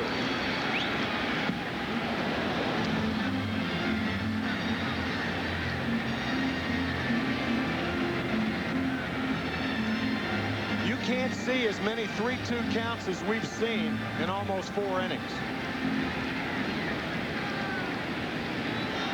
Seems like every hitter has run the count to 3-2. Here it is to McGee, and he floats one down the left field line. A hit. That'll score Bragg, make it 7-2. McGee gets into second with a double, and the Cardinals have their 5-run lead back. Well, that was a pretty piece of hitting by McGee, who just stuck the bat out and looped it over the head of Ventura and down the left field line. Folks, we're going to try to give you this shot from low third right here. It's hardly a stride. Pick the right foot up, put it back down, and Willie McGee, as he's done over 2,200 times in his major league career, pokes one flat-footed the other way. 1985 most valuable player. It rattled around to the 1990 most valuable player in the American League. Henderson got it back in. Eric Davis now with McGee at second, 2 out. And a fastball for strike 1. Here it is once again. Right foot up, right foot down. Flat-footed poke to left by McGee. It is an unorthodox style of hitting that has certainly worked for number 51 for a long time. He's at second with 2 out in the 0-1 to Eric Davis. A little low. And Willie McGee is the rare athlete and rare baseball player that can look horrendous on one swing, and then you can give him the same pitch and he'll drive the ball into the gap. Turn it into something fruitful. That's right. The 1-1 to Davis.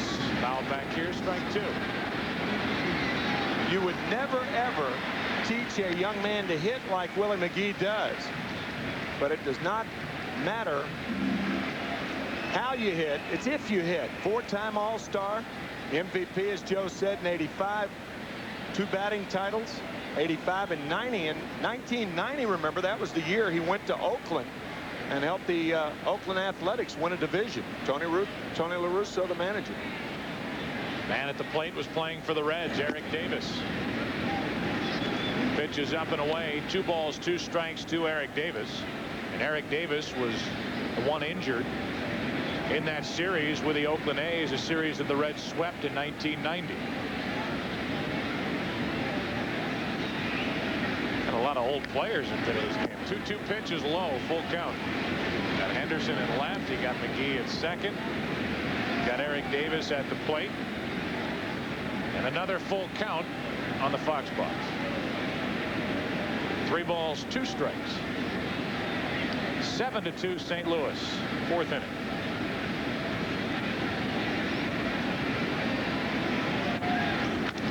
To the right side and caught. A line drive caught by Allrood, and we go to the 5th. Cardinals match their biggest lead of the day, up 7-2.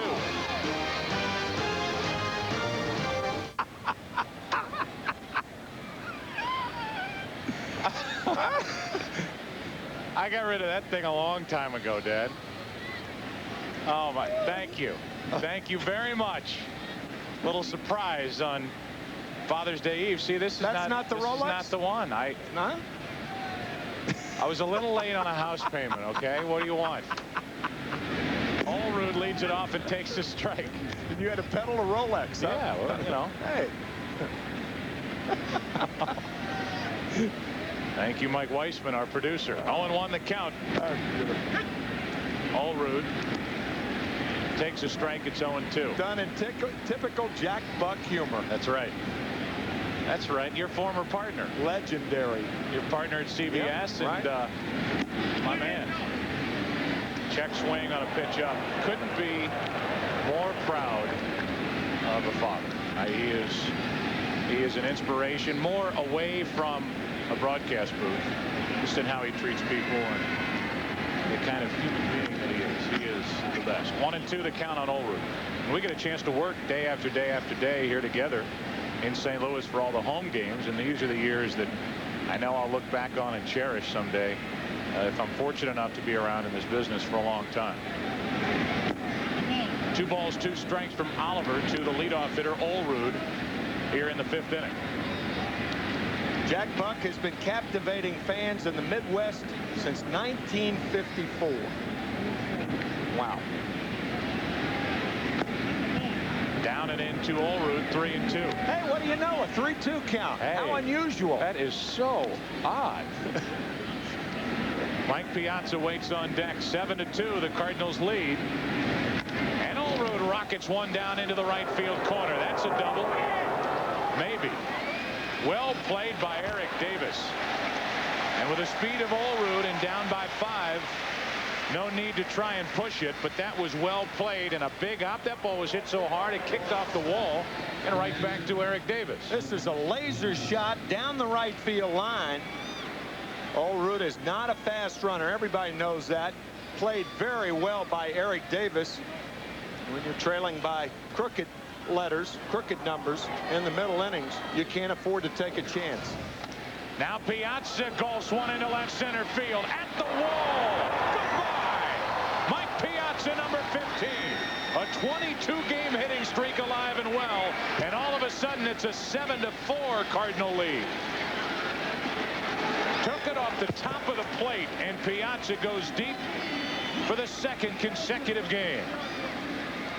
The Mets return home on Tuesday night, and David Duvall, who is tied for the open lead going into today's play, will throw out the first pitch. He has nothing on Mike Piazza. He's not the only guy who can hit a ball on the ground. Wow. This ball was under the plate. You talk about strong. I mean, that takes such tremendous strength to do what Mike Piazza just did.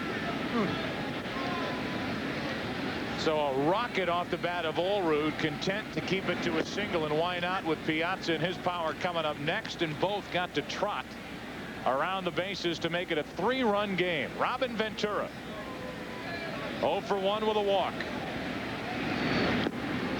2-1, and the odds are against Darren Oliver finishing this 5th inning. Manny Ibar is loose again for the Cardinals in their bullpen. Oliver trying to get through 5, misses with ball 3, 3-1. And the Mets have a pulse here in the 5th inning.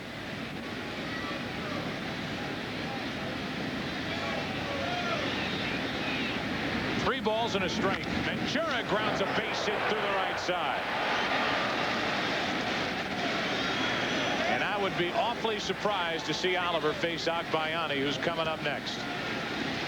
Here's a Piazza swing on the pitch. Watch to see where the pitch is. Oh. Not only low, but low and away. Oh.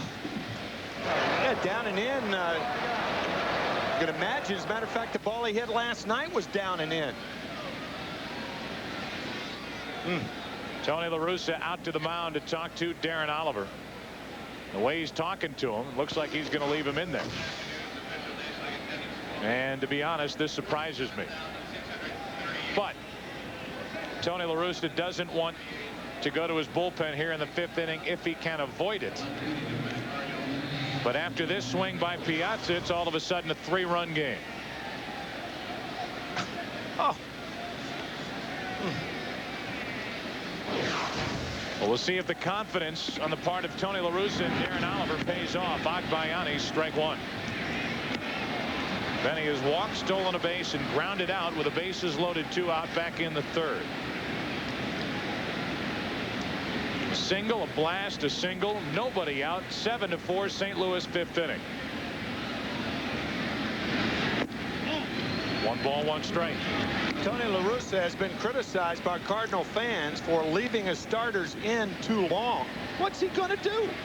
You take a situation like this. I mean, what's the manager going to do? Day after day, day after day, this happens to the Cardinals as Agbayani takes ball 2 inside. Ibar has had 2 days off in the Cardinal bullpen, and well, I've already said it twice. I'll leave it at that. 2 balls and a strike. Oliver to Agbayani. Off the end of the bat, 2-2. On deck is Bobby Bonilla. It looks like he will hit for Roger Cedeno.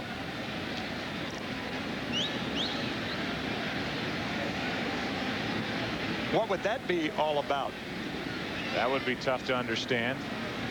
2 balls, 2 strikes on Agbayani. 1 on, nobody out. Ball 3 misses low and away. 3-2. another full count.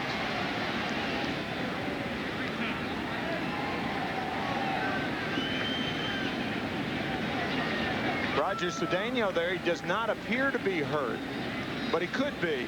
Could be something we have not detected up here. Ball 4, puts 2 on with nobody out. And Bobby Bowe walks in for the Mets.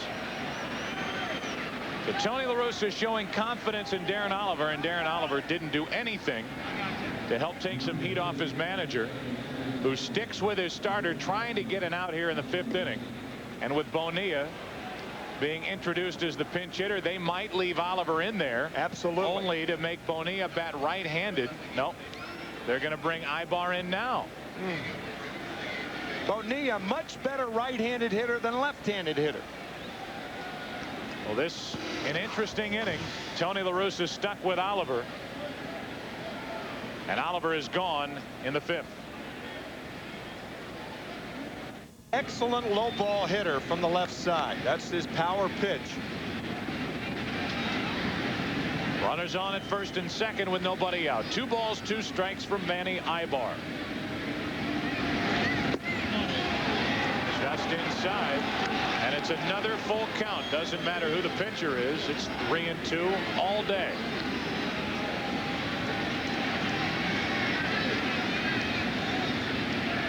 Seven 7-4 the Cardinals lead, but that lead is very much in jeopardy here in the 5th inning.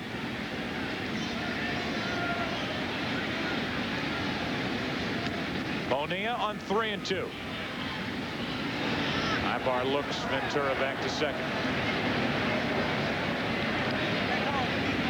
A walk to Agbayani.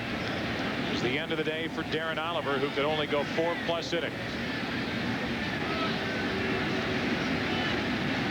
3-2 the count. The pitch from Ibar. He walked him on a pitch low and away to load him up. Bonilla swung at the first 3 pitches and then stood and watched as Ibar walked him to load the bases for Ray Ordonez.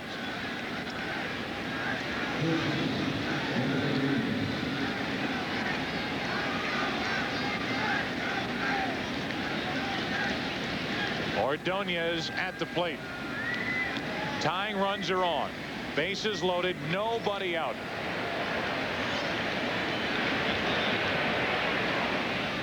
Manny Ibar trying to get out of a jam created by Darren Oliver, the Cardinals starter. He came in to walk Bonilla. Good pitch to Ordonez, strike 1.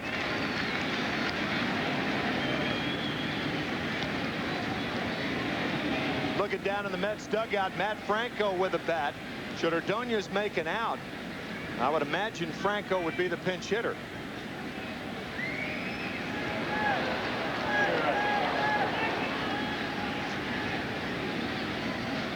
Ordonez on 0-1, bases loaded, nobody out, and he pops it up into shallow center. Will they try to score Ventura? Probably not. We'll wait. Bragg makes the catch. Ventura stays put. Bases loaded, 1 out. And Ordonez misses a chance to help in the comeback effort in the 5th inning. And Bobby Valentine, I think shrewdly, has gone to Brian McRae as the pinch hitter, because that would solve the problem of center field in the bottom of the 5th inning. So McRae comes off the bench. 2 pinch hitters in this inning, and it's bases loaded, 1 out. If that's the case, why don't you pinch hit McRae for Roger Cedeno, and that way you don't waste a player. Now, Bonilla drew the walk, but if you pinch hit McRae, that's a 1-for-1 switch. You just put McRae in. Now he's out of outfielders. Everybody must play. Bases loaded, 1 out. McRae takes a ball. The Mets today so far are 0 for 8 with runners in scoring position, something that has hurt them this entire season. 5 grand slams in the career of Brian McRae. He's the go-ahead run at the plate. Takes ball 2 from Ibar, 2-0.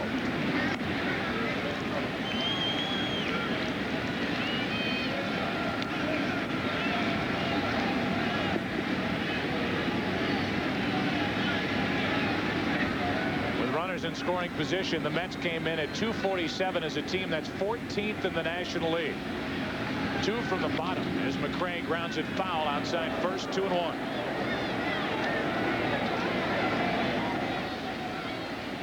That's a cause for frustration if you're Bobby Valentine, a team who boasts one of, if not the best and most versatile bullpens in baseball. Very good defense, fewest errors in the major leagues. Their starting pitching has picked it up. They're getting on base, but they're not able to drive them in. 2 balls and a strike on McRae. BMAC, as they call him, waits. A fastball for a strike. 2-2.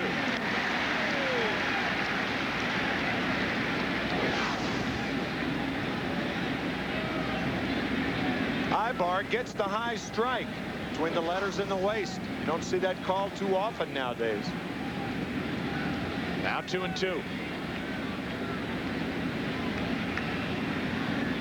Ibar to McRae. 2 gone. Now the Mets 0 for 9 with runners in scoring position. And it takes a 2-out hit or something out of the ordinary from Ricky Henderson for the Mets to get more than 2 here in the 5th. And with the bases loaded and nobody out, Ordonez on the shallow fly ball, and now McRae strikes out. That is a different caliber of not getting a hit with runners in scoring position, because you can at least pick up a cheap run that way, but the Mets can't even do that with their clutch hitting. Ricky Henderson is already 2 out of 3 today and was clutch last night for the Mets, getting a 2-out 2-run single with the bases loaded, helping the Mets along to a 4-0 lead at that point. Mets have taken the first 2 games of this 4-game set, and Henderson bats with the bases loaded, 2 out. And Ibar misses badly with ball 1. You would have to think this would be a situation where you would have to try to calm down a young pitcher like Ibar. He walks Bonilla to load him up, gets 2 outs. He's an out away from getting out of this jam. You have to keep the reins on Ibar so he doesn't get a little too excited here with Henderson at the plate, who will let you walk him all day.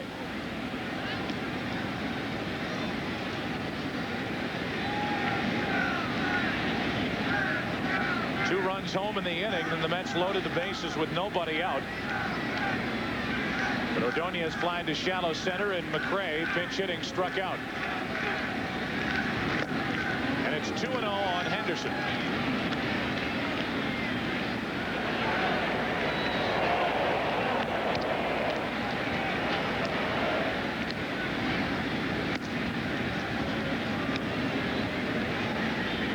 Talk about McGuire's trance in the on-deck circle. Henderson, see him close his eyes a lot, visualize things when he's at the plate. 2 balls, no strikes.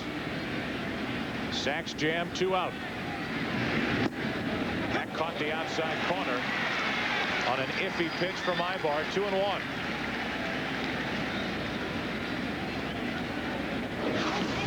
Now, Ricky Henderson's response to almost every call strike is iffy. But that was a very, very close pitch. Bases loaded, 2 out, the 2-1. 3-1 to Ricky Henderson.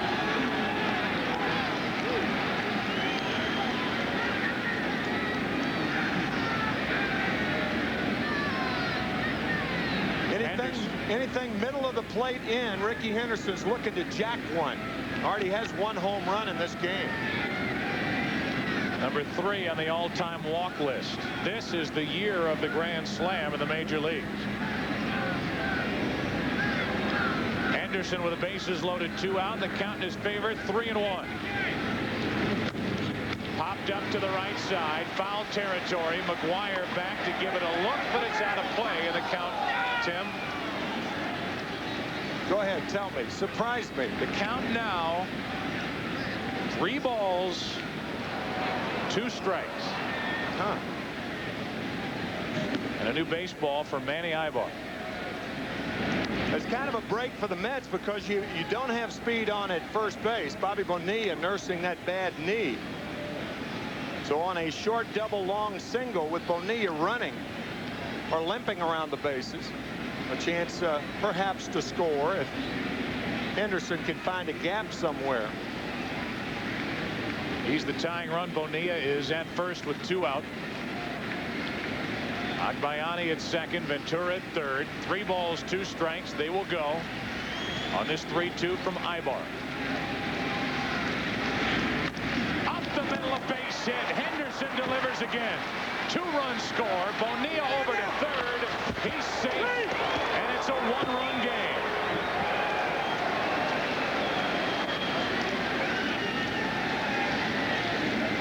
So by getting that head start, Bonilla goes all the way over to third, and now the tying run is 90 feet away for the Mets. And that could be a key play. Another 3-2 count. Bonilla running, because that opens up second base.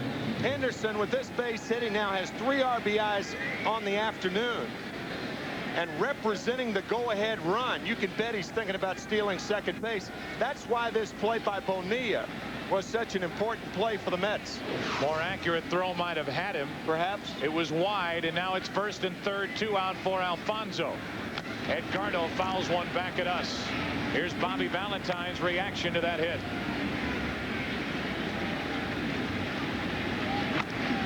Got to be a base hit.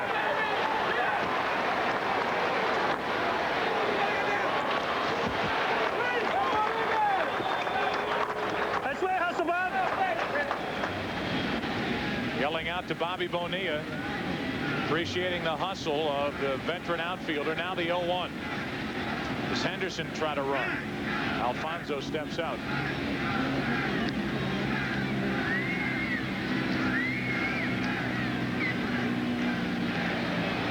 There's the tying run. We're only in the 5th inning. This could be a record-setting day here in St. Louis for time of game. Ibar steps off. Cardinals came close a little over a week ago in Kansas City. A 17-13 loss to the Royals in a game that took 4 hours 8 minutes. One of the longest 9-inning games ever. The pitch to Alfonso is up and in. The longest 9-inning game in the American League is 4 hours 22 minutes. In the National League is 4 hours 20 minutes. So they're within 2 minutes of each other. Matter of fact, we did that Yankee at Jacobs Field in Cleveland 2 years ago when the Yankees and Indians set that record of 422. First and third, 2 out. The 1-ball, 1-strike pitch. Alfonso fouls it back, strike 2. I guess, Joe, the only reason that Ricky Henderson is not running at first base, we've shown him several times in left field with the back problems. That's got to be it, I would think.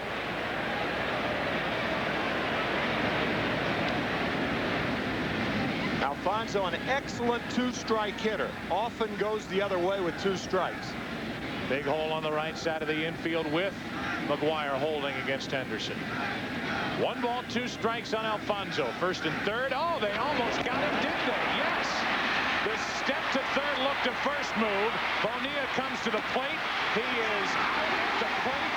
We already mentioned it once, Tim. The step to third, look to first move hasn't worked in 10 years. Well, it works here on Fox Saturday Baseball. What a crazy game. We'll show it to you in a moment. The Mets come within 1. Well, the fake toward third. Ricky Henderson breaking at first.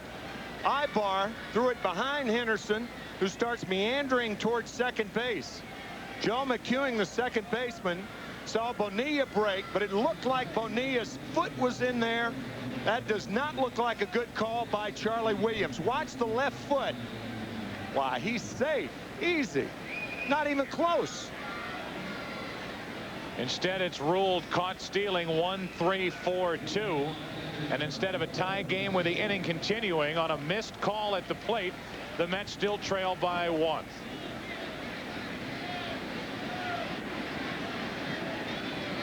So Bonilla with hustle in the top of this 5th inning, going first to third on that hit by center to center by Ricky Henderson, and then it'll look like scoring on the play at the plate, but ruled out nonetheless. And as Castillo leads it off, the man at the plate, he was behind the plate catching this and laying a late tag on the left leg of Bonilla. Now the ball did beat Bobby to the plate, but that forceful slide knocked the left leg of Castillo off the plate. Bobby's safe on that play. The count 2-0 now from McMichael, who is out of the bullpen for the Mets. Mahomes went an inning and a third, 1 run on 1 hit.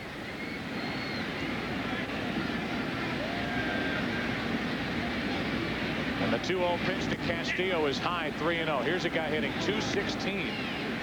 Alberto Castillo, and McMichael, who has been injured this year, comes out of the bullpen, and he's run the count 3-0 on it. Normally a guy who throws only strikes. A moving strike down and in, 3-1.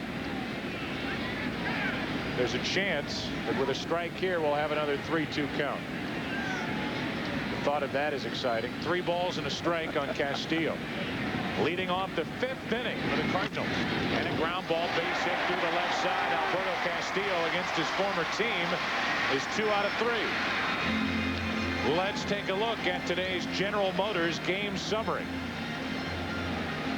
Mark McGwire pounded a 3-run home run in the first inning, his 20th of the year. Ricky Henderson, another big day for the Mets. He has been red hot. Mike Piazza hit a 2-run home run in what ended up a 4-run 5th inning. And the Mets finally break through with runners in scoring position. Henderson gets the 2-out hit. They're 1 out of 10, while the Cardinals are hitting .500 today, 4 of 8. And it's a 7-6 St. Louis lead, bottom of the 5th. By the way, just for grins, there have been 19 full counts in today's game. My goodness. 12 for the Mets, 7 for the Cardinals. Pitch out with Castillo on board. Ball 1. What was that? Where's Castillo going? With all the 3-2 counts today, maybe we can go back to Ernie Hayes and he can play that that famous song, 3'2", Eyes Are Blue. Well, there you go. It'd be only appropriate. Pitch out with Castillo on at first. Here's Bobby Valentine calling that, thinking Polanco was going to hit and run on the play. Sometimes you talk a team into it. A strike, and it's 1-1. 19 3-2 counts, and here we are in the bottom of the 5th inning. Seymour Cywolf at Elias is busy looking up the record for 3-2 counts. Now, if he comes up with that, he's a guy that ought to be in the Baseball Hall of Fame anyway. Right. But he gets a direct take. I'll drive him to Cooperstown. 1 on, nobody out. The 0-1 to Polanco. Foul back. That's strike 2. 1 ball, 2 strikes. The count on Placido.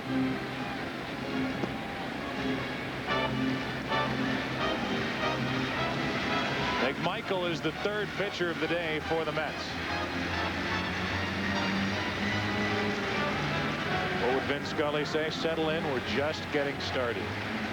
It's only the 5th inning. Pull up a chair. Pull up a chair. It better be a comfortable one.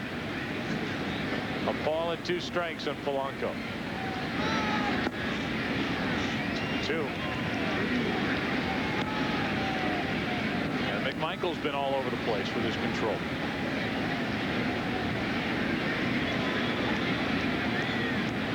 Polanco today has an RBI single, and he's grounded out. The Cardinals at one point led 6-1, then led 7-2. It's now 7-6. The Mets have jumped back in it, to say the least. 2 balls, 2 strikes. And Polanco a base hit into center field. Castillo will hold at second. And it's 2 on with nobody out. And to answer your question, as you were thinking, in the top of this 5th inning, who will play center? Surprising that they would pull McRae out of the lineup and leave Benny Agbayani in to play center. So your defensive outfield for the Mets really messed up. You have Bonilla in right field. He is not a good fielder when he's healthy, and he's got the bad knee. Benny Agbayani, normally a left fielder, and Ricky Henderson in left. He is, of course, a left fielder, but at age 40, does not have a strong throwing arm. So I would imagine the Cardinals, if they can, would take advantage of that weak defensive outfield of the Mets. Now Ibar up there, likely to bunt. He's another pitcher who can handle the bat. He swings the bat well, doesn't bunt all that well. Expecting the bunt. That one's bunted foul. Here's a pitcher who may have a better chance swinging the bat against McMichael than bunting. This guy can swing the bat. Ibar goes down to talk to Rene Laxman. Well, now's the time to do it because you had Ordonez going to third. You had Alfonso going to first base. The whole middle of the Mets infield was wide open. If they're going to be innovative, you've got to be innovative too. Otherwise, you bunt into the defense that they've set for you. You really can't bunt the ball fair and get a runner across because Olerud's too tight, Ventura's too tight, and McMichael charges right toward home. Tony La Russa is never more aggressive as a manager than with his pitcher at the plate, believe it or not. Spin and a throw back to second with Alfonso covering. And Castillo back easily. And I say that because La Russa will a lot of the time, let's say, put a bunt on the first pitch, then have Ibar show it, might pull back and swing, or might hit and run. And he hits and runs with men on and the pitcher at the plate more than any manager I've come across. Well, Joe, it's a good time to do it because McMichael's not a hard thrower, which means that a guy like Ibar doesn't have to worry about the high blazing fastball. McMichael, a contact pitcher. Runners at first and second. Ibar showing bunt, and he misses it. He cannot bunt. Strike two.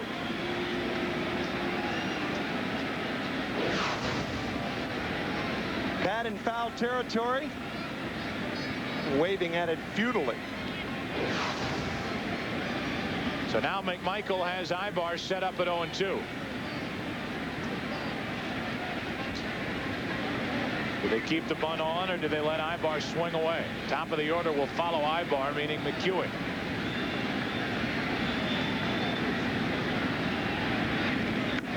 And the bunt foul for the strikeout. One away.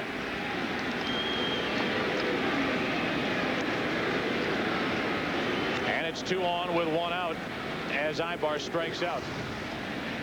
Johnny Keane, a manager of the Cardinals back from 61 through 64, used to say that a batter, any batter, has an innate fear of the pitcher when he squares around to face him.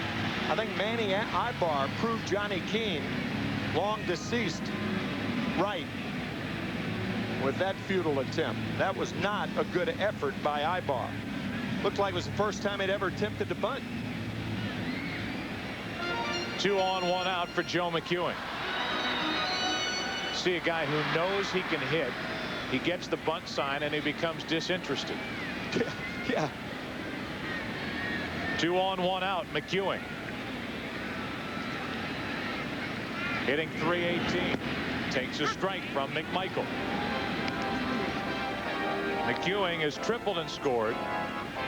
Been robbed of a hit on a diving stop by Olerud to his right and flied to right center. It was caught by Agbayani, who then was in right with the bases loaded to end the third.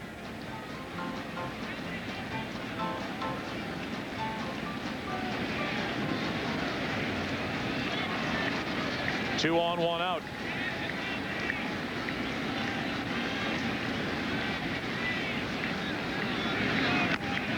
That's foul down the right field line. Strike 2.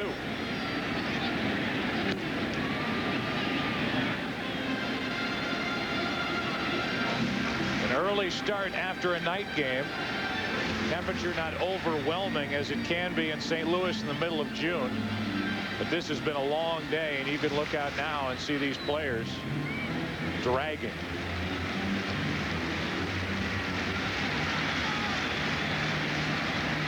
Birkenstock's in the front row. 0-2 with 2 on, 1 out. McMichael would love the strikeout. Instead, McEwen golfs one into right. Bonilla makes the sliding catch, 2 gone. And there's Bonilla, who's taken a lot of heat for his play in the outfield, making a sliding catch. Got a good break on that ball. 2 down. A good break, but still hampered by that bad knee, and has to go to the knee to make the play.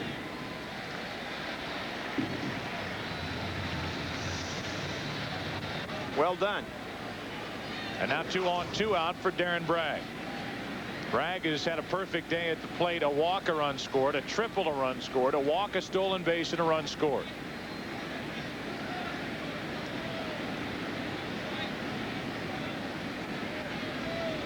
Crowd is quiet. Cardinals, who are 2 games under 500, probably thinking, here we go again. 2 on, 2 out. Pickoff play back at second, pretty close, as Ordonez got over the top of Castillo, with the tag applied late. How about the body control of Ray Ordonez? Kind of rolled over the top of Castillo and made the catch and tried to apply the tag in one motion. He reminds one of a circus performer. That's the type of flexibility and agility Ordonez has at shortstop. 2 on, 2 out. Bragg takes ball 1.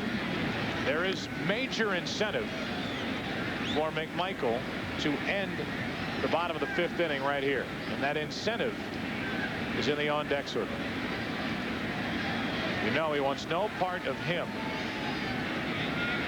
He'll take his chances with a .280 hitting Bragg, who's driven in only 15. 2-0.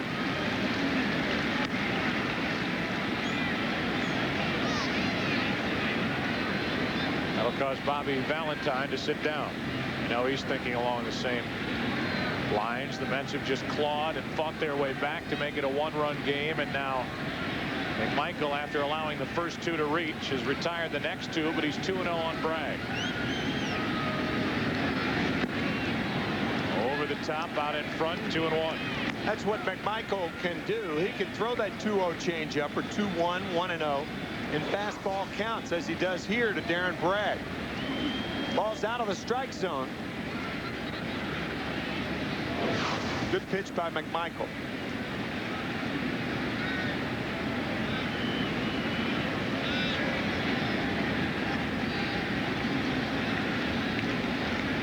Two on, 2 out, 2 balls and a strike. Bragg off the end of the bat into right, easy for Bonilla.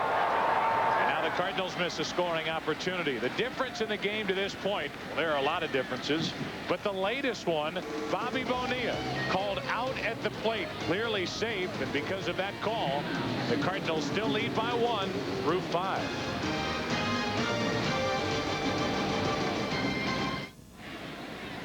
We get into the 6th inning. Poor pitching today has led to this. 7-6, the Cardinals out in front. It's Manny Ibar's game now as he relieved Darren Oliver in the 5th inning with nobody out. He and the Cardinals lead by 1, but the Mets are on the charge, and Alfonso takes a strike. One of the difficult things about Edgardo Alfonso is, how do you play him? You only got 7 guys out there, 8 if you count the pitcher, but he's always going to play him the same way. But Alfonso sprays the ball around so consistently that he's very tough to defend against.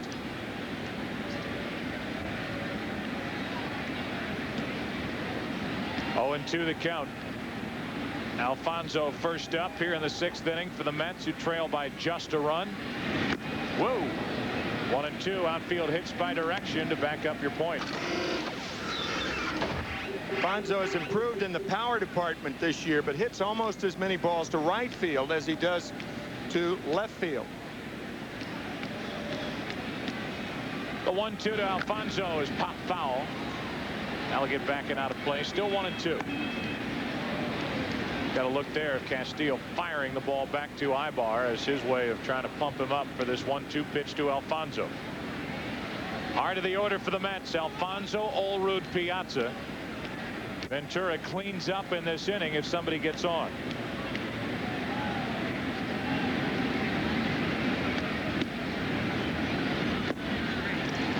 Alfonso's gone as Ibar gets his 2nd strikeout. Matter of fact, when you think about that Met lineup, Ricky Henderson is really the only pull hitter. I mean, effectively pull hitter in the Mets lineup. Piazza all over the place. We told you about Alfonso. Now let's take a look at Olrud, who, like Alfonso, has as many hits almost the other way as he does to the pull part of the field. Takes a high fastball for ball 1. Ventura, I would guess, would be more of a pull hitter, but he has power to center field, to left center. 2-0 on a bouncer into Olerud. By the way, Alfonso, who just struck out to start the 6th inning, is the only player in the starting lineup, each side not to reach base. The 2-0 pitch to Olerud. A high strike from Ibar. 2-1.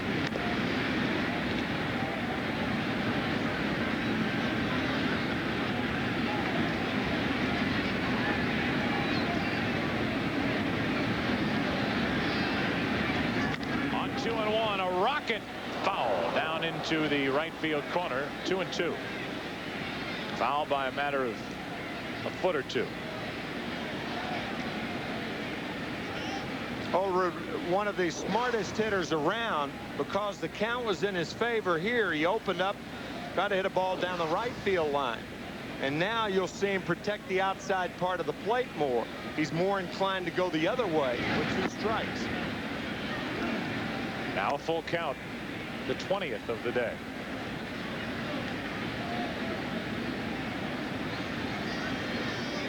Base is empty, 1 down. Olerud on 3-2. Keeps it that way.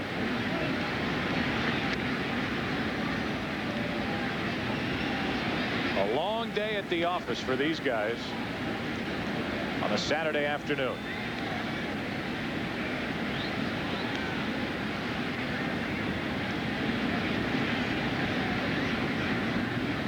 On 3-2, Olerud fouls another. We might exceed our network limit on showing the Cardinals in 1 game.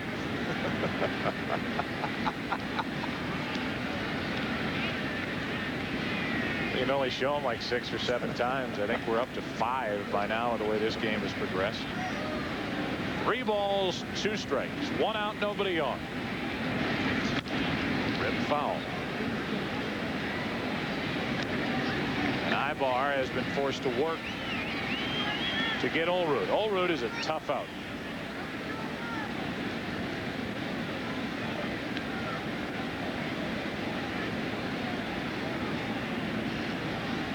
Olerud has hit 11 home runs to this point this season. And he pops it up to the left side here. That's playable for Tatis. 2 out.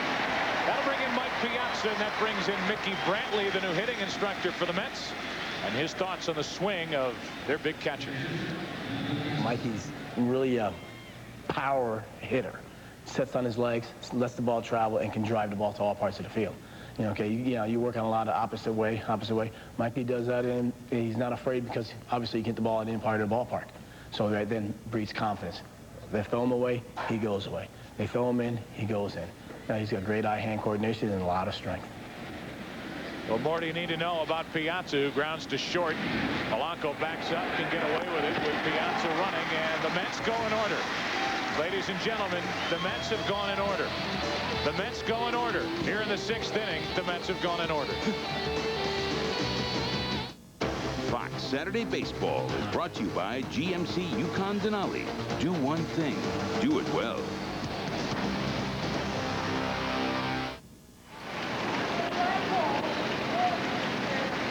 A look at the Stan Musial statue, one of 2 actually here at Busch Stadium.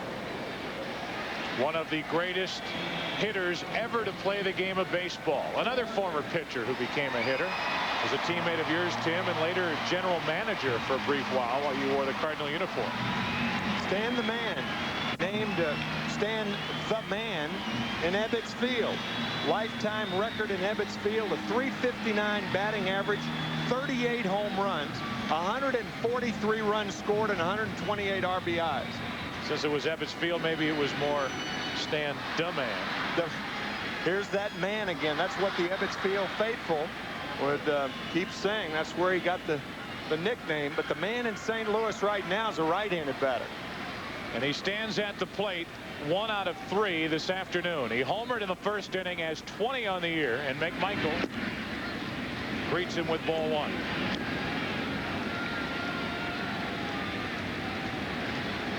McGuire 20 home runs, 51 RBIs.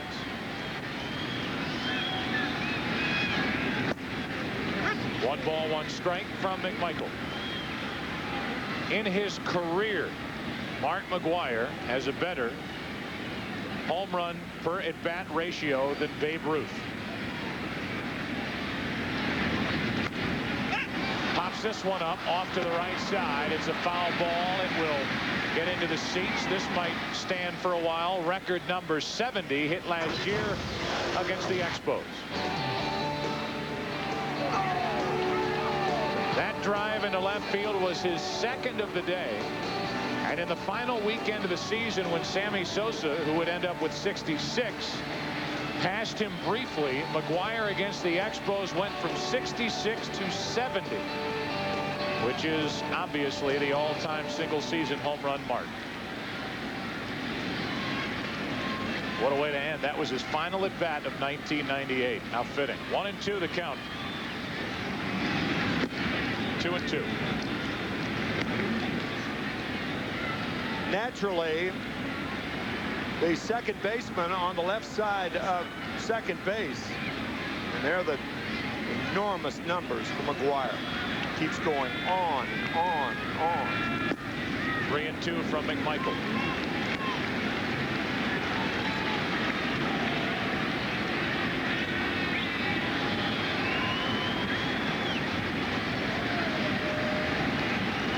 McGwire leading off the bottom of the 6th inning. Cardinals lead 7-6 over the Mets. That's ripped foul. Upper tank. Look out, folks.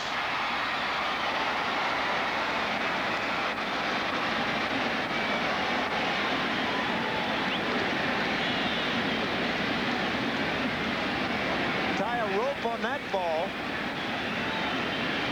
May have another St. Louis arch. That ball was hit a ton to left field. Foul. 3 balls, 2 strikes, and a leadoff walk. Take you back May 22nd at Dodger Stadium in a blowout game. That from Mark McGwire off Jamie Arnold. A hang of the head from Arnold, and why not? That ball left the park, literally, on top of the pavilion roof out in left center field on May 22nd, and what, he's the 3rd player in a ball game to hit the ball out of the park. Willie Stargell did it twice. He was the first to hit it out of Dodger Stadium. Of course, he hit his to right field. Big Mac to left center. Tony La Russa, when asked about the home run after the game, said, I've seen him hit one farther than that. He didn't get it all.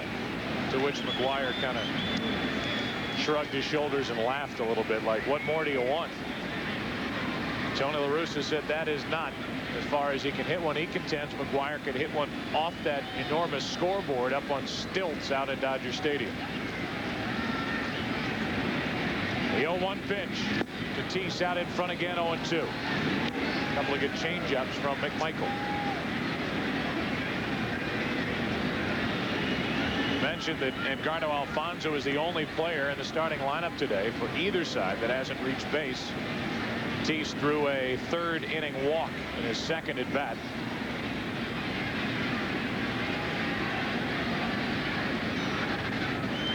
The 0-2 pitch. McGwire's going nowhere. 1-2.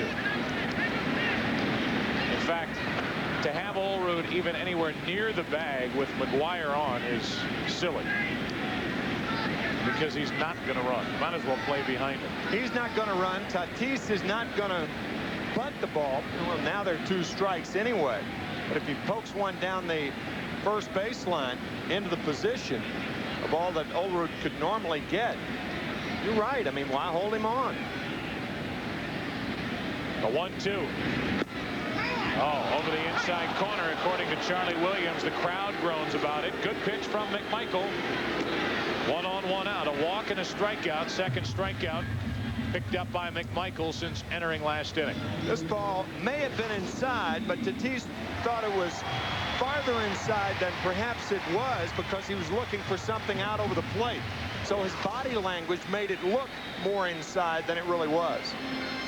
So 1 on, 1 out for McGee, and here is even a more ridiculous situation to have Olerud hold against McGwire with a left-handed batter at the plate and a changeup artist on the mound.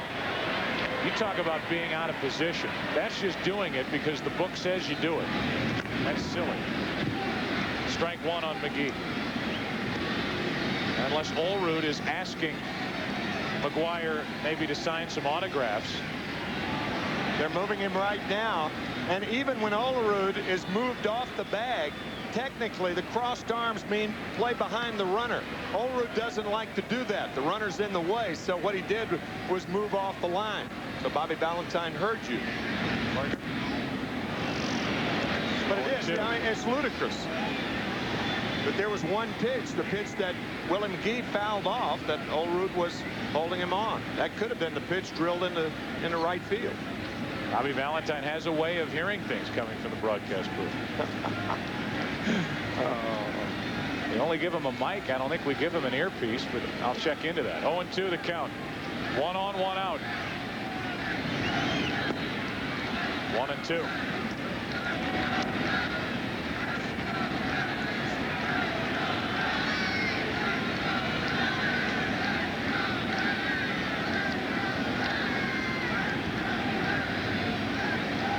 McGee with a count of 1-2. Runner at first, McGuire, 1 out, 7-6 St. Louis. And McGee chased one, 2 gone. Back-to-back strikeouts for McMichael. Well, Sunday, June 27th on Fox, live from Hollywood Park. It's the Sempra Energy Hollywood Gold Cup. It's a full hour of thoroughbred action following our coverage of the World Bowl. Don't miss the NTRA action Sunday, June 27th at 5 p.m. Eastern, 2 p.m. Pacific on Fox. Kenny Albert will host that, along with Jay Privman, Ron Ellis. Peyton Bradar has helped on those telecasts. Here's Eric Davis, 1 on, 2 out.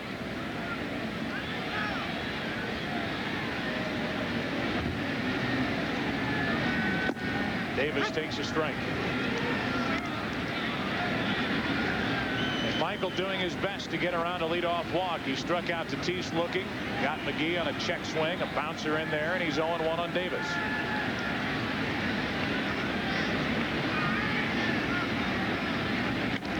Davis grounds to short. Ordonez gets a tricky little hop, the force out at second, and it's a 1-run game as we go to the 7th inning. We'll come back to Busch Stadium after these messages from your local Fox station.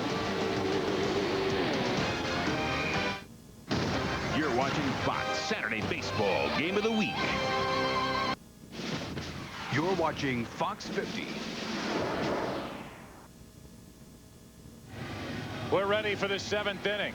This has been a long day here at Busch Stadium. It's been a fun game, 7-6. The Cardinals are out in front through 6 innings, 3+ hours now, 17 hits, 13 runs scored, 296 pitches thrown, 22 full counts. We've been to the restroom countless times, 4 hot dogs, and we play here in the 7th inning. This is baseball's version of War and Peace, right? You got it. The never-ending story is Ventura lines one into right. Eric Davis on the run, makes the catch to his left. Don't forget, we've got Ernie Hayes, the organist here at Busch Stadium. You betcha. You're still trying to figure out the rhythm to Living the Vida Loca, right? Absolutely. Are you a Ricky Martin guy? I am, yeah. I think, you know, I liked him better when he was younger. Yes. Well, anyway, we'll hear more from Ernie in just a moment. Benny Agbayani at the plate. From our 50th state, Ernie, from the state of Hawaii. He chopped one to third. That's a foul ball. I think Ernie was thinking about Ricky Ricardo. We're talking Ricky Martin. And Ernie is making the reference, Tim, to when Ricky Martin was part of Menudo. Oh. Do you have any Hawaiian stuff? Of course. What do you want to hear? Something for, how about the Hawaiian War Chant? All right.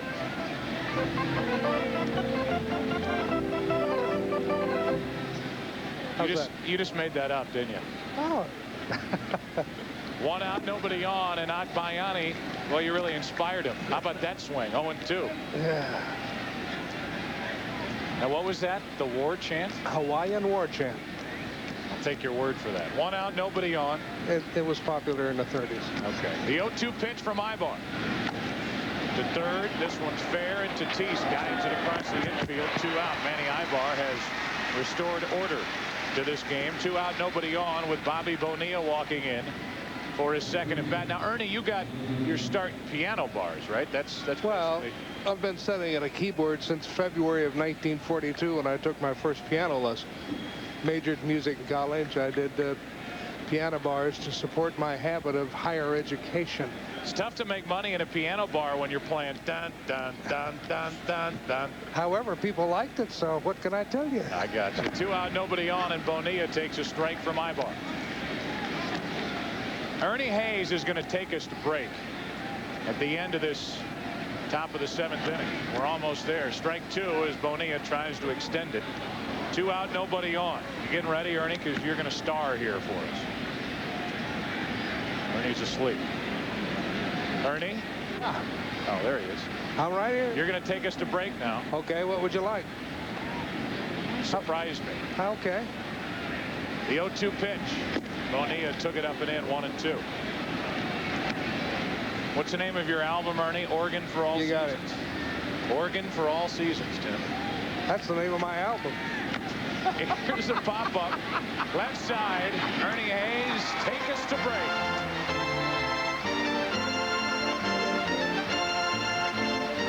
Nothing but Star Wars. Nothing but Star Wars. Time to stretch. Only crowd, and Ernie Hayes is part of our A&W fan cam shot. Let's take you to Cleveland. Ken Griffey Jr. has already homered. That gives him 26. He's tied for the major league lead. Well, those of you watching the Cardinals and the Mets, welcome back to Cleveland. Seattle loaded the bases with nobody out, and Omar Vizquel, the former Mariner, worth his weight in gold. Gold gloves, that is. Look at this twin killing. 6-4-3 double play, scores 1 run. That's David Bell, who came in to make it a 10-6 game. Now Griffey bats against Jackson with 1 on and 2 men down. Griffey hit number 376 lifetime, deep into the seats in right his last time up. Ground ball rolled foul. It's 1-1 to Junior. Paul Shuey gave up 3 hits here in the 9th inning with nobody out. Jackson came on, got Alex Rodriguez to hit a rocket shot, 6-4-3 double play ground ball. Now Tom Lampkins at third with 2 away, and Junior representing Seattle's final hope. And now time call. Junior requested time. Terry Kraft gave it to him. This has been an offensive-minded game. 6 home runs hit by these 2 teams. 16 runs, 22 hits. Dave Burba, 7 innings, 5 runs, 9 hits, in line to win for the 7th time. The pitch. It's 2-1. Chip, it's amazing in this game. You talked about it being an offensive game, and yet the defense is what has turned this game around. It's amazing the little things that you can do defensively. Win and lose ball games. Or not do in the case of Seattle today. 2 very costly errors. 5 unearned Cleveland runs have resulted. And now the sellout crowd of over 43,000 watches as Ken Griffey Jr. and his Mariners down to their final strike today.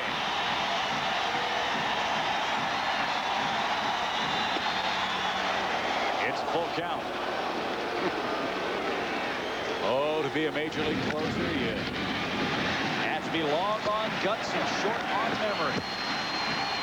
You have to have pretty good stuff, too, and Jackson qualifies in all 3 counts. 3-2.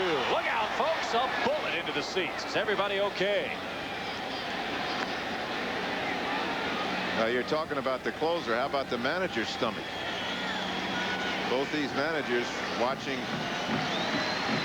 to see how this whole thing turns out with stomachs rolling.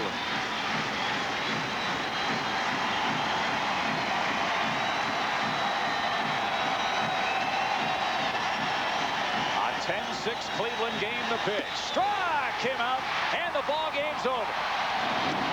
Mike Jackson got the ground ball. Strike. All right, Chip and Jeff, thank you. Take the rest of the day off. We're at the bottom of the 7th inning. A diving stop by Robin Ventura robbed Alberto Castillo of his 3rd hit of the day against his former club. Dennis Cook takes over in a double switch.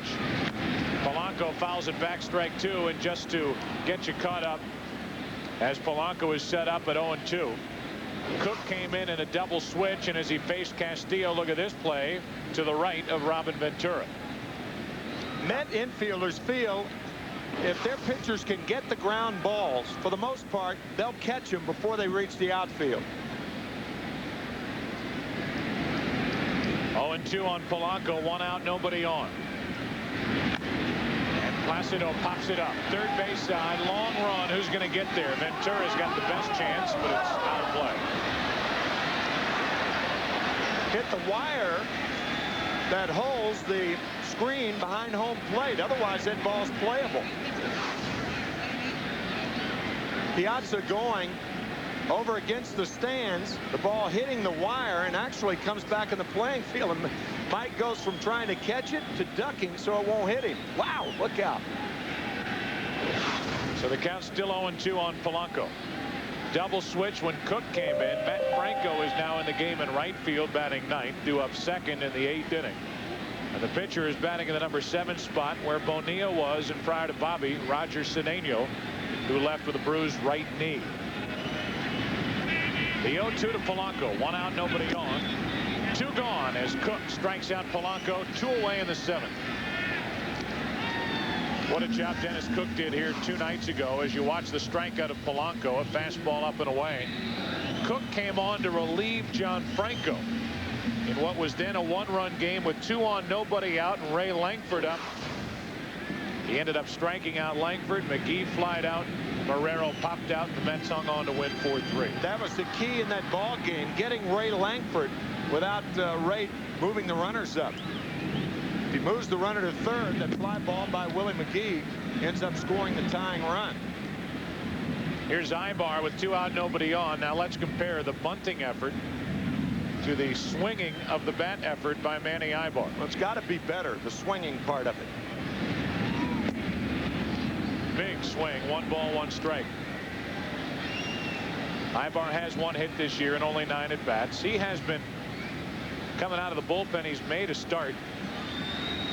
They want him to get his major league experience, and this is his first full year out of the bullpen. Even though the Cardinals are desperate for starting pitchers. Huge swing by Ibar, and the count 1-2, and now he's trying to do a little too much on this end. Swing hard in case you hit it. Dennis Cook looking for a perfect 7th inning. Castillo grounded out. Polanco struck out, and Ibar takes ball 2. 2-2.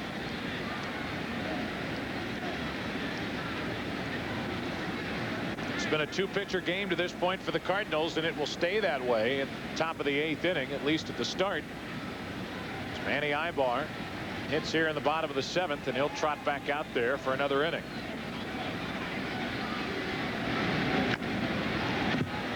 Joe McEwing with a little agility to skip the rope and get out of the way of that batted ball.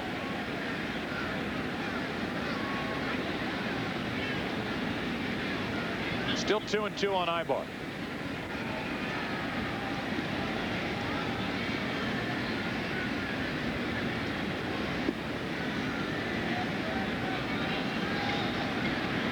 Base is empty, 2 down, and Ibar strikes out. Good inning of relief work for Dennis Cook. We go to the 8th inning. 7-6, the Cardinals out in front on a beautiful day in the Midwest. 7-6, the Cardinals lead. Mets bat. Here's your chance to win a Nissan Frontier Crew Cab, the first compact pickup with 4 real front hinge doors. Just answer the question below and log on to foxsports.com for your chance to win. Winners will be announced live during the All-Star game on July 13th right here on Fox. Ray Ordonez, the number 8 hitter, 1 out of 3 today. First up for the Mets in the 8th inning with Matt Franco to follow and Ricky Henderson against Manny Ibar. First pitch swinging and a foul out of play right side. Ordonez with the average up to 286.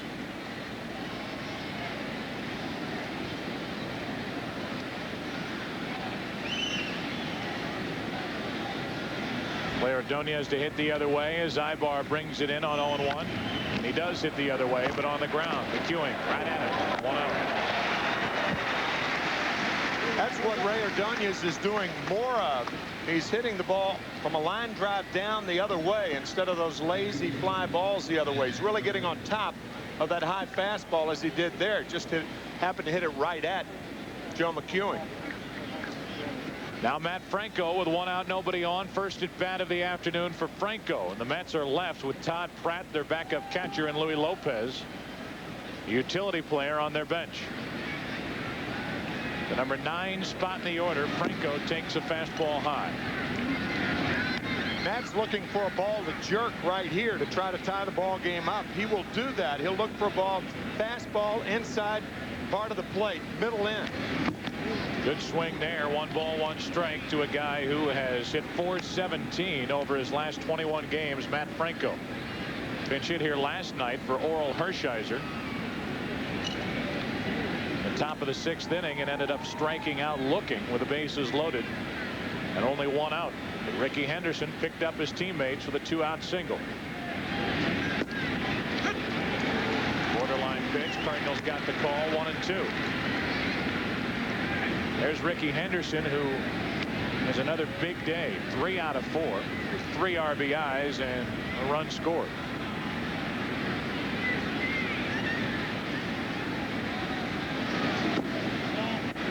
Two balls, 2 strikes.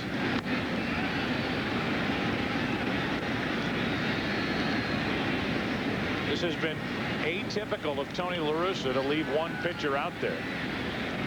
Like Ibar, he's got the left-hander Radinsky ready in his bullpen, but he sticks with a hot hand, Ibar, who has pitched since taking over with nobody out in the 5th.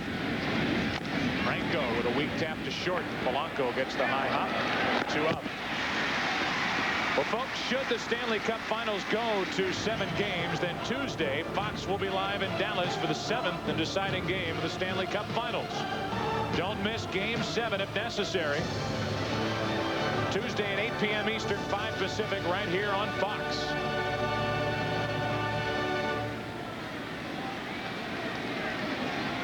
Let's see Ernie Hayes play that. What was that? That's that, you know, that music with the very dramatic. I don't know what it's from. We're going to cue it up for you, Ernie. We'll listen. I'll listen. We'll see how good you are by ear. 2 out, nobody on. Ricky Henderson at the plate. He's already homered today. And he bats with the bases empty and takes a ball. Here you go, Ernie.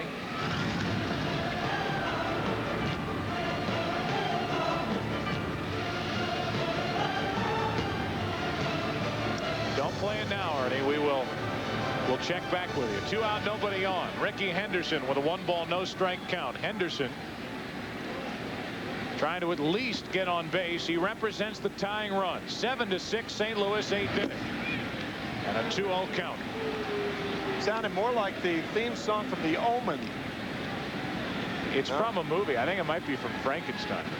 Gregory Peck. Lee Remick. The Kenneth Branagh Frankenstein, I think. I don't know. 2 balls, no strikes. 2 out, nobody on. Henderson goes after 1. 2-1.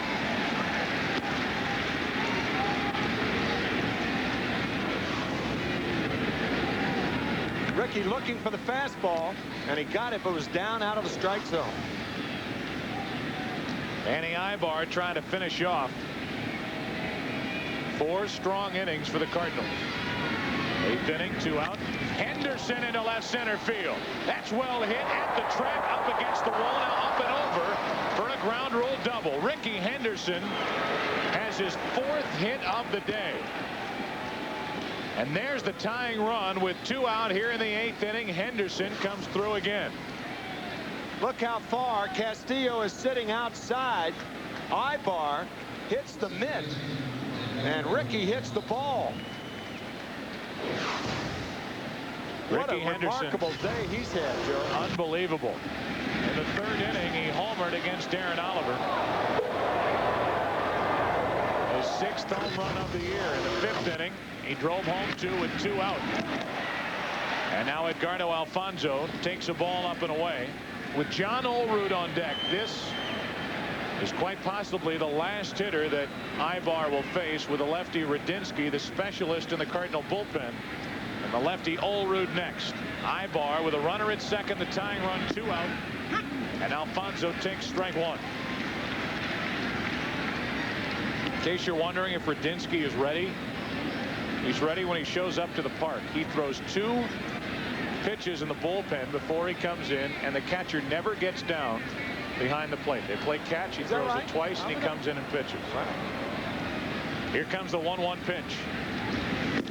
Fastball up and in, 2-1. Wouldn't the Mets love to get John Olerud to the plate with a chance to tie it with a hit, or put the Mets out in front with an extra base hit?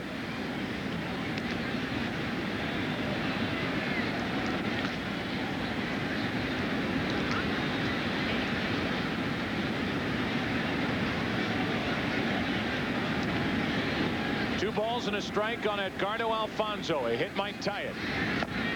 3-1. And now if you're Ibar, if you're aware, you know that if you don't get Alfonso, you're out of the game. But on a larger picture for the Cardinals, you can't groove one to Alfonso just to stay in there. If you walk him, 2 out. And Radinsky ready to come in if needed for Olerud on deck.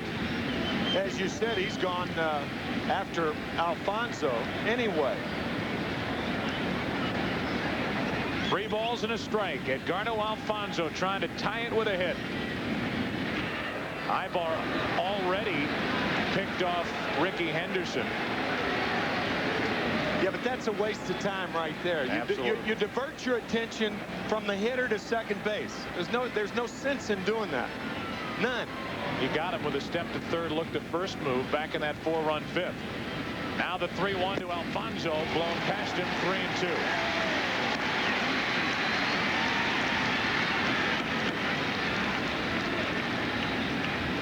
That little clicking sound you just heard was Alfonso clicking himself on his batting helmet with his bat. Not happy with that last result on the 3-1 pitch. Now it's 3-2. Runner at second, 2 out.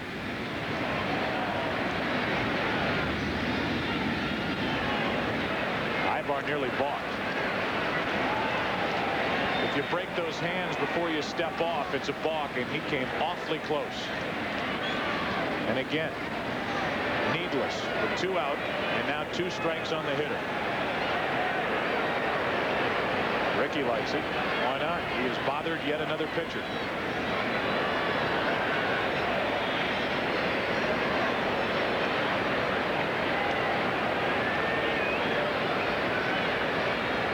Alfonso with a 3-ball, 2-strike count. Trying to tie it with a hit. A check swing pop-up. McGuire there. Ibar with 4 innings of relief for St. Louis. We go to the bottom of the 8th inning. We take you back to that 4-run 5th. What got the Cardinals out of trouble? This. Base running by Henderson. The throw to the plate. And Bonilla was called out when he looked safe. There's been no scoring since then. Still 7-6 St. Louis. Now for Bobby Valentine instead of Randy Neiman. Here's the 1-1 pitch. A swing and a miss, and a ball down and in. 1-2. McEwing tried to hold up but couldn't. The momentum of the swing taking him through the strike zone.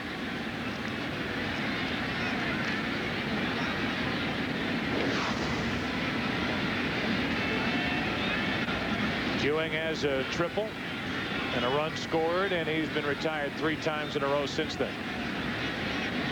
A 1-2 from Cook. And we'll do it again. Cardinals desperate for more runs. They've lost the first 2 ball games of this series, this 4-game series.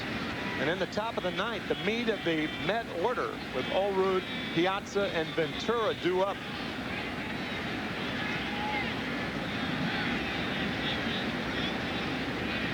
One and 2 on McEwing.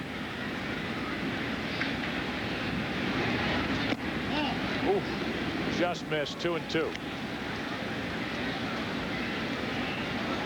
Talked about Ricky Henderson for the Mets today. Soon we'll talk about Ricky Bottalico for the Cardinals out in their bullpen. Probably will have some part of the ninth inning. I wouldn't be surprised to see Radinsky in it as well. 2-2. Got lefty, righty, lefty. So if you bring in Radinsky to pitch to Olrud, of course, Olrud a very good hitter against left-handed pitching, and everything dependent on whether it's a one-run ball game at the time. Then you've got Bottalico to face Mike Piazza. Radinsky, as you said, Joe, he's ready, right? Just shake hands with him. That's it. He's loose. Point me to the mound. 2 balls, 2 strikes on McEwen. It's 3-2.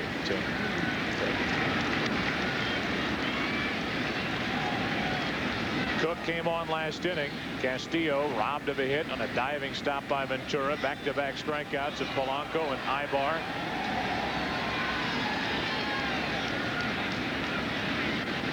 And now the 3-2 to McEwen. Through the left side, a leadoff hit. Joe McEwen, hottest hitting rookie, is on to start the bottom of the 8th inning. Well, the new Fox Sunday night's going to be a blast when King of the Hill and Futurama move to their new nights. The best night of television. One on, nobody out for Darren Bragg.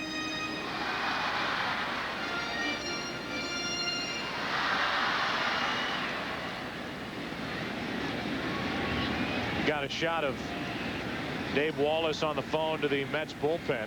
Al Jackson was on the other end as Bragg stands in. Check on McEwen in the pitch. Bragg takes a ball. Not even a thought of a bunt right here.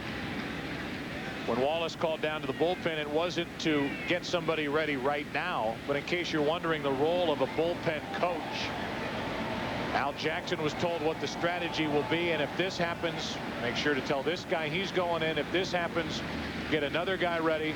And with McGuire lurking on deck, still nobody getting loose for the Mets out in their bullpen. Well, Mark McGuire, interestingly, is 5 for 40 against left-handed pitching. However, 4 of those 5 hits have been home runs this year. Well, at first, to McEwen, who's trying to get a read on Dennis Cook. It's back without a tag. But Bobby Valentine probably will go with Dennis Cook, the left-hander, because of that number right there. 5 for 40 versus left-handed pitching on the year as McGuire.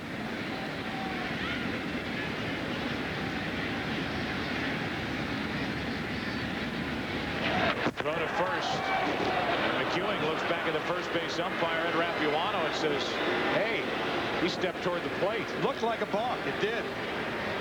That's, again, one of the problems. We talked about it last year, but the Mets continue to use John Olrud in that floating first base position.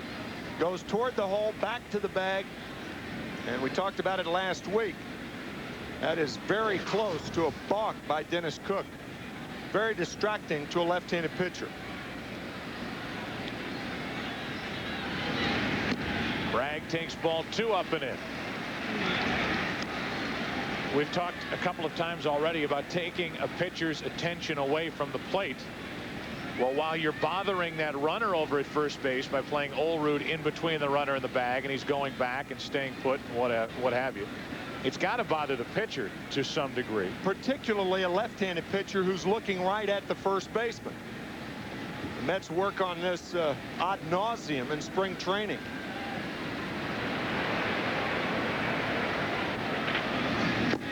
Bragg takes ball 3, and so now while they're worried about McEwen at first, the Mets and Dennis Cook have run it to 3-0 on Bragg, with Mark McGuire waiting on deck. Why do we keep showing McGuire? Well, he's such a vital part of the strategy in the opposition's dugout. He plays a role even though he's not at the plate as Bragg takes ball 4, and now he will play a role at the plate with 2 on and nobody out.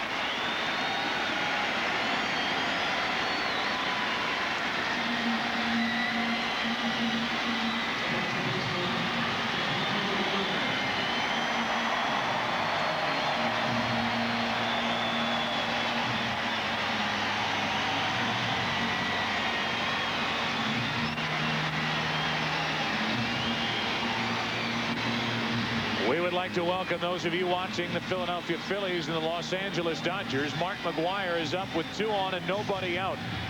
We're in the 8th inning with the Cardinals barely hanging on to a 7-6 lead. At one point they led 7-2. Part of the 7 runs, a 3-run home run by McGwire in the first inning, his 20th of the year. And now with 2 on, nobody out, McGwire stands in. The runners at first and second. And Dennis Cook, the lefty, brings it to McGwire. That made both of us move as it came back in our direction. Strike 1, and action will stir for the Mets out in their bullpen. I'm sure the Mets are probably thinking, or Mets fans are probably thinking, why not Armando Benitez in this situation? You see Matt Suzuki with the quick turnaround. Benitez had worked an inning on Thursday night, an inning in the 3rd last night. Quick turnaround today. Bobby Valentine does not want to use him. Now, if they're 1 run up in this situation, different story, but they still trail by a run. The 0-1 to McGwire. Just off the outside corner, a ball and a strike. And by the way, just to clear this, don't even think about the bunt. There would be a revolt, a riot here at Busch Stadium if McGwire tried to drop one down. Some hitters up, you might think about it. Not this guy. First and second, nobody out. McGwire squirts it off the end of the bat for strike 2. That was a changeup that looked like a fastball. That's why Big Mac hit it off the end of the bat. And that's one of the keys of throwing that pitch. Same arm motion. Good pitch by Dennis Cook. Same arm motion, but the ball's not there. So now McGwire set up for the strikeout. He has homered, fouled out, struck out, and walked. The count in Cook's favor on 1 and 2.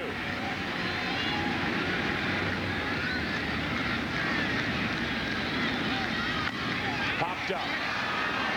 Behind the plate, and a very tough play for Piazza. 1 down. McGwire standing, leaning on his bat at home plate. He watches Piazza put it away for the first out. That's because Mark would love to have that mistake by Dennis Cook back. That 0-2 pitch right down the pipe. Look where Piazza is sitting. Oh, man. Right down the pipe. McGwire kicking himself. And Cook saying,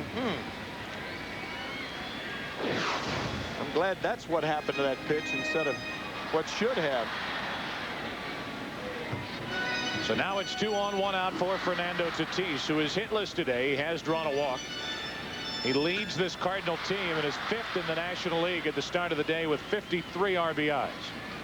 7th in the league with 16 home runs. St. Louis up by a run, 8th inning, 2 on, 1 out.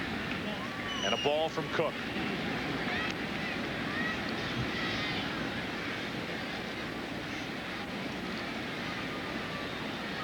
Standing room only crowd today in St. Louis, and I would say they got their money's worth.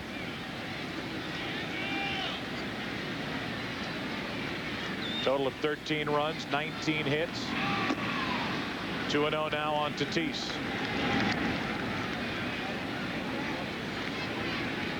All of the scoring was done in the first 4.5 innings. This is a dangerous situation for Dennis Cook. Right here, 2-0 to a free swinging, powerful Fernando Tatis. Here it comes to Tatis. Ball 3. And there's the big difference between Tatis this year, as he's 24 years old, and last year when he was traded to St. Louis. Much more patient at the plate. His average at .289 with his 0 for 3 day. It's one of the tough things about a trade. When is the guy going to peak? The Cardinals felt that Tatis was about a half a year away from peaking. A strike to make it 3-1. And this year he seems to have proved them right. Sometimes an organization will get a player ready to play in the big leagues for another organization. And that appears to be the case with Tatis. The Cardinals got him just in time.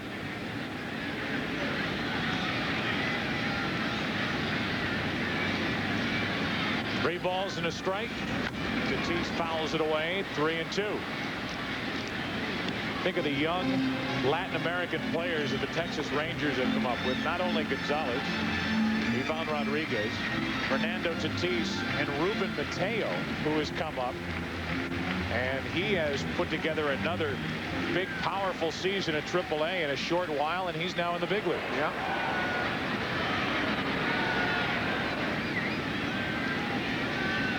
Three and two, 2 on, 1 out. Do you start the runners? Yes. They go. Ball 4 to load him up with 1 out for McGee.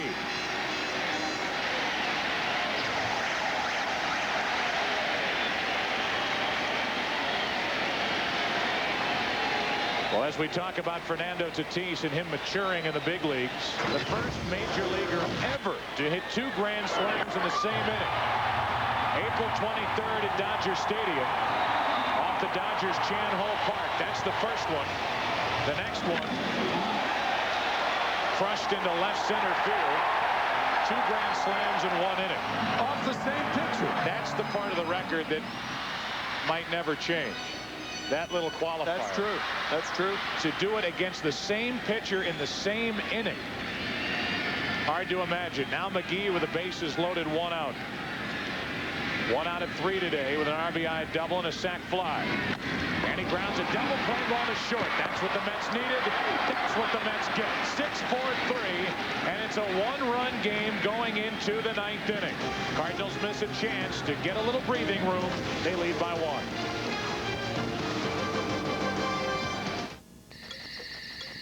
If you end up using anything but AC Delco parts. We're ready for the 9th inning in St. Louis. It'll be the heart of the order for the Mets. John Olerud, Mike Piazza, Robin Ventura. And right now the inning belongs to the left-hander Scott Radinsky. Scott 2-1 on the year. But more importantly, he is in there to get 1 out right now with Italico still throwing in the Cards bullpen. Olerud takes a strike. That's also the advantage of having left, right, left. Olerud, Piazza, and Ventura. You can't bring in 1 left-hander to pitch to 2 left-handers in a row in the 9th inning. 1 ball, 1 strike to Olerud. Well, if the Mets have a player of the game, it's Ricky Henderson. If the Cardinals have one, it's probably Manny Ibar, who gave 4 shutout innings on 2 hits, 2 strikeouts, a walk.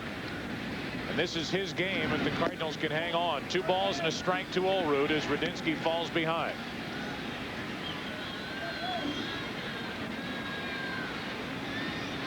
Ricky Henderson sitting and watching now as Olerud leads off the 9th inning.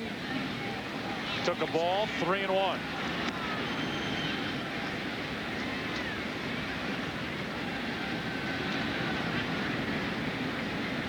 John Olerud has a hit today and a walk. That's out of play, 3-2. We would, of course, like to thank Ernie Hayes for joining in our telecast today. Thank you, Ernie. Tickled to be here, and thank you for having me. And we would like to thank Bobby Valentine, who wore the microphone for us, as he has each of the first 3 weeks. Thank him very much for doing that. Mike Easler for the Cardinals. Here comes the 3-2 pitch to John Olerud, and a foul backing out of play.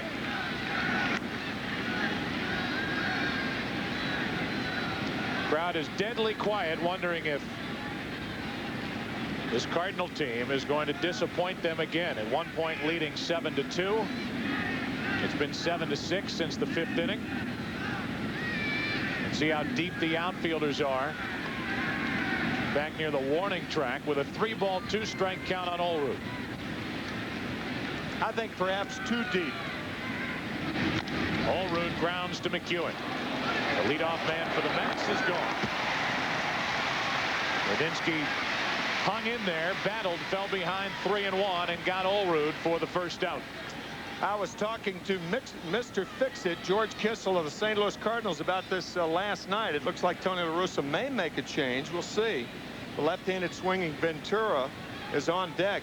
But in late inning situations, I think too many outfielders take it to the extreme when they play deep.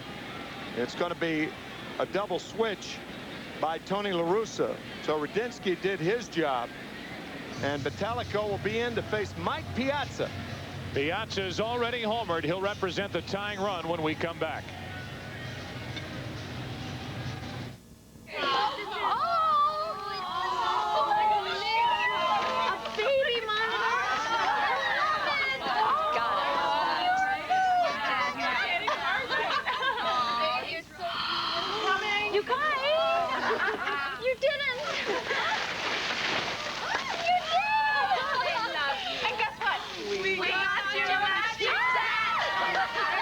Michelin, because so much is riding on your tires. Thank you. I thought my playing days were behind me. But then I saw Fox's pitch by pitch and the emotions came flooding back. Got the ball out over the plate. They're inside with a fastball. To look at a man 60 feet, 6 inches away and know that he's the only thing standing between you and victory. I'm ready to test the gun again. Just warming up. Coverage begins next Saturday with In the Zone, 12:30 Eastern and Pacific. Well, the Cardinals make a double switch here in the 9th inning. Tony La Russa, who actually forgot to take the ball out of the hand of Scott Radinsky, turned around, went back out there, waited for Ricky Vitalico to get to the mound. And this is now Vitalico's chance to try to save it for Manny Ibar. He has 8 saves. Cardinals, the versatility of Joe McEwing, they put him into left field. And they bring Edgar Renteria in to play short. They move Placido Polanco from short to second. So there's the versatility of this Cardinal club, which really every team has now. With the number of pitching changes you have to make, you have to have versatile players as your 23rd, 4th, and 5th men. And Ricky Vitalico is in, looking for save number 9 as a Cardinal. You have to have those types of players, particularly in the National League, because there are many more double switches. There are late inning defensive moves that you don't normally make in the American League. The numbers on Ricky Vitalico, 8 saves on the year. That's the key. Former Philadelphia Philly, who had 34 saves just 2 years ago. At 68 saves in 2 years for the Phillies in 96 and 7. We'll show you now our Energizer play of the game. If the game should change from here on out, we'll give you another play of the game. Energizer can have 2 today, but to this point, with a tying run on at third, go-ahead run on at first. Ibar, the step to third, look to first move. They caught Henderson leaving too quickly. Throw to the plate. Bonilla was called out, even though he got in before the tag was laid on his leg. And there has been no scoring since then. So instead of the run counting, and it being a 7-7 game with more to come in that 5th inning for the Mets, the inning ended, and there's been nothing since, as Piazza, who hit a 2-run home run in that 4-run 5th inning for the Mets, deals with Vitalico and takes a ball inside.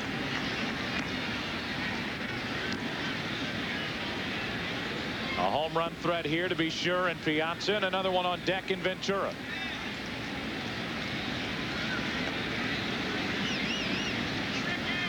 Robin Ventura next, but right now it's Piazza, who has a 22-game hitting streak alive with that 5th inning home run. 2-0 from Vitalico.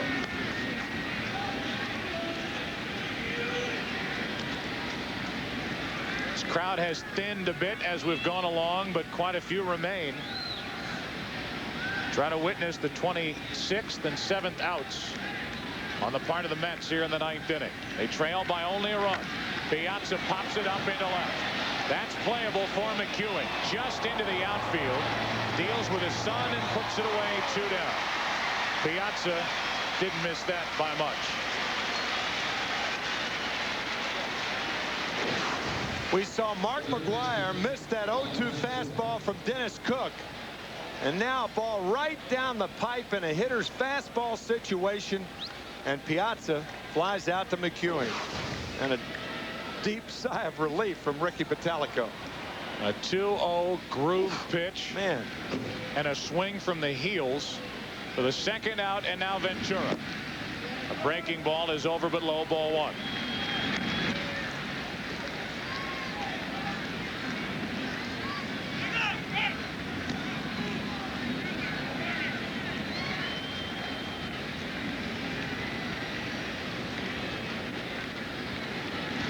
Ventura chased one there. 1 ball, 1 strike. A high, hard one from Vitalico.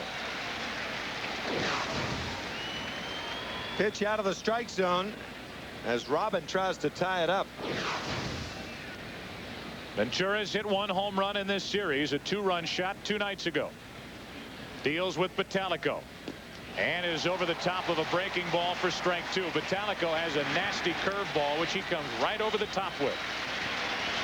2 out, nobody on, and this crowd senses maybe the final pitch of the day and a long day at Busch Stadium. Ventura grounds foul outside first. This is a 4-hour game today. Game scheduled to start at 12:15. The scoreboard clock right now says 4:16. We actually got started a few minutes late, but we are pushing 4 hours here this afternoon. The Cardinal fans will love every minute of it if the Mets fail to score. 2 balls, 2 strikes to Ventura, with home run happy Benny Agbayani waiting on deck.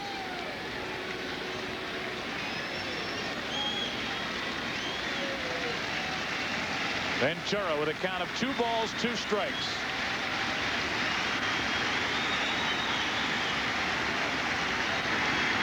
Game over.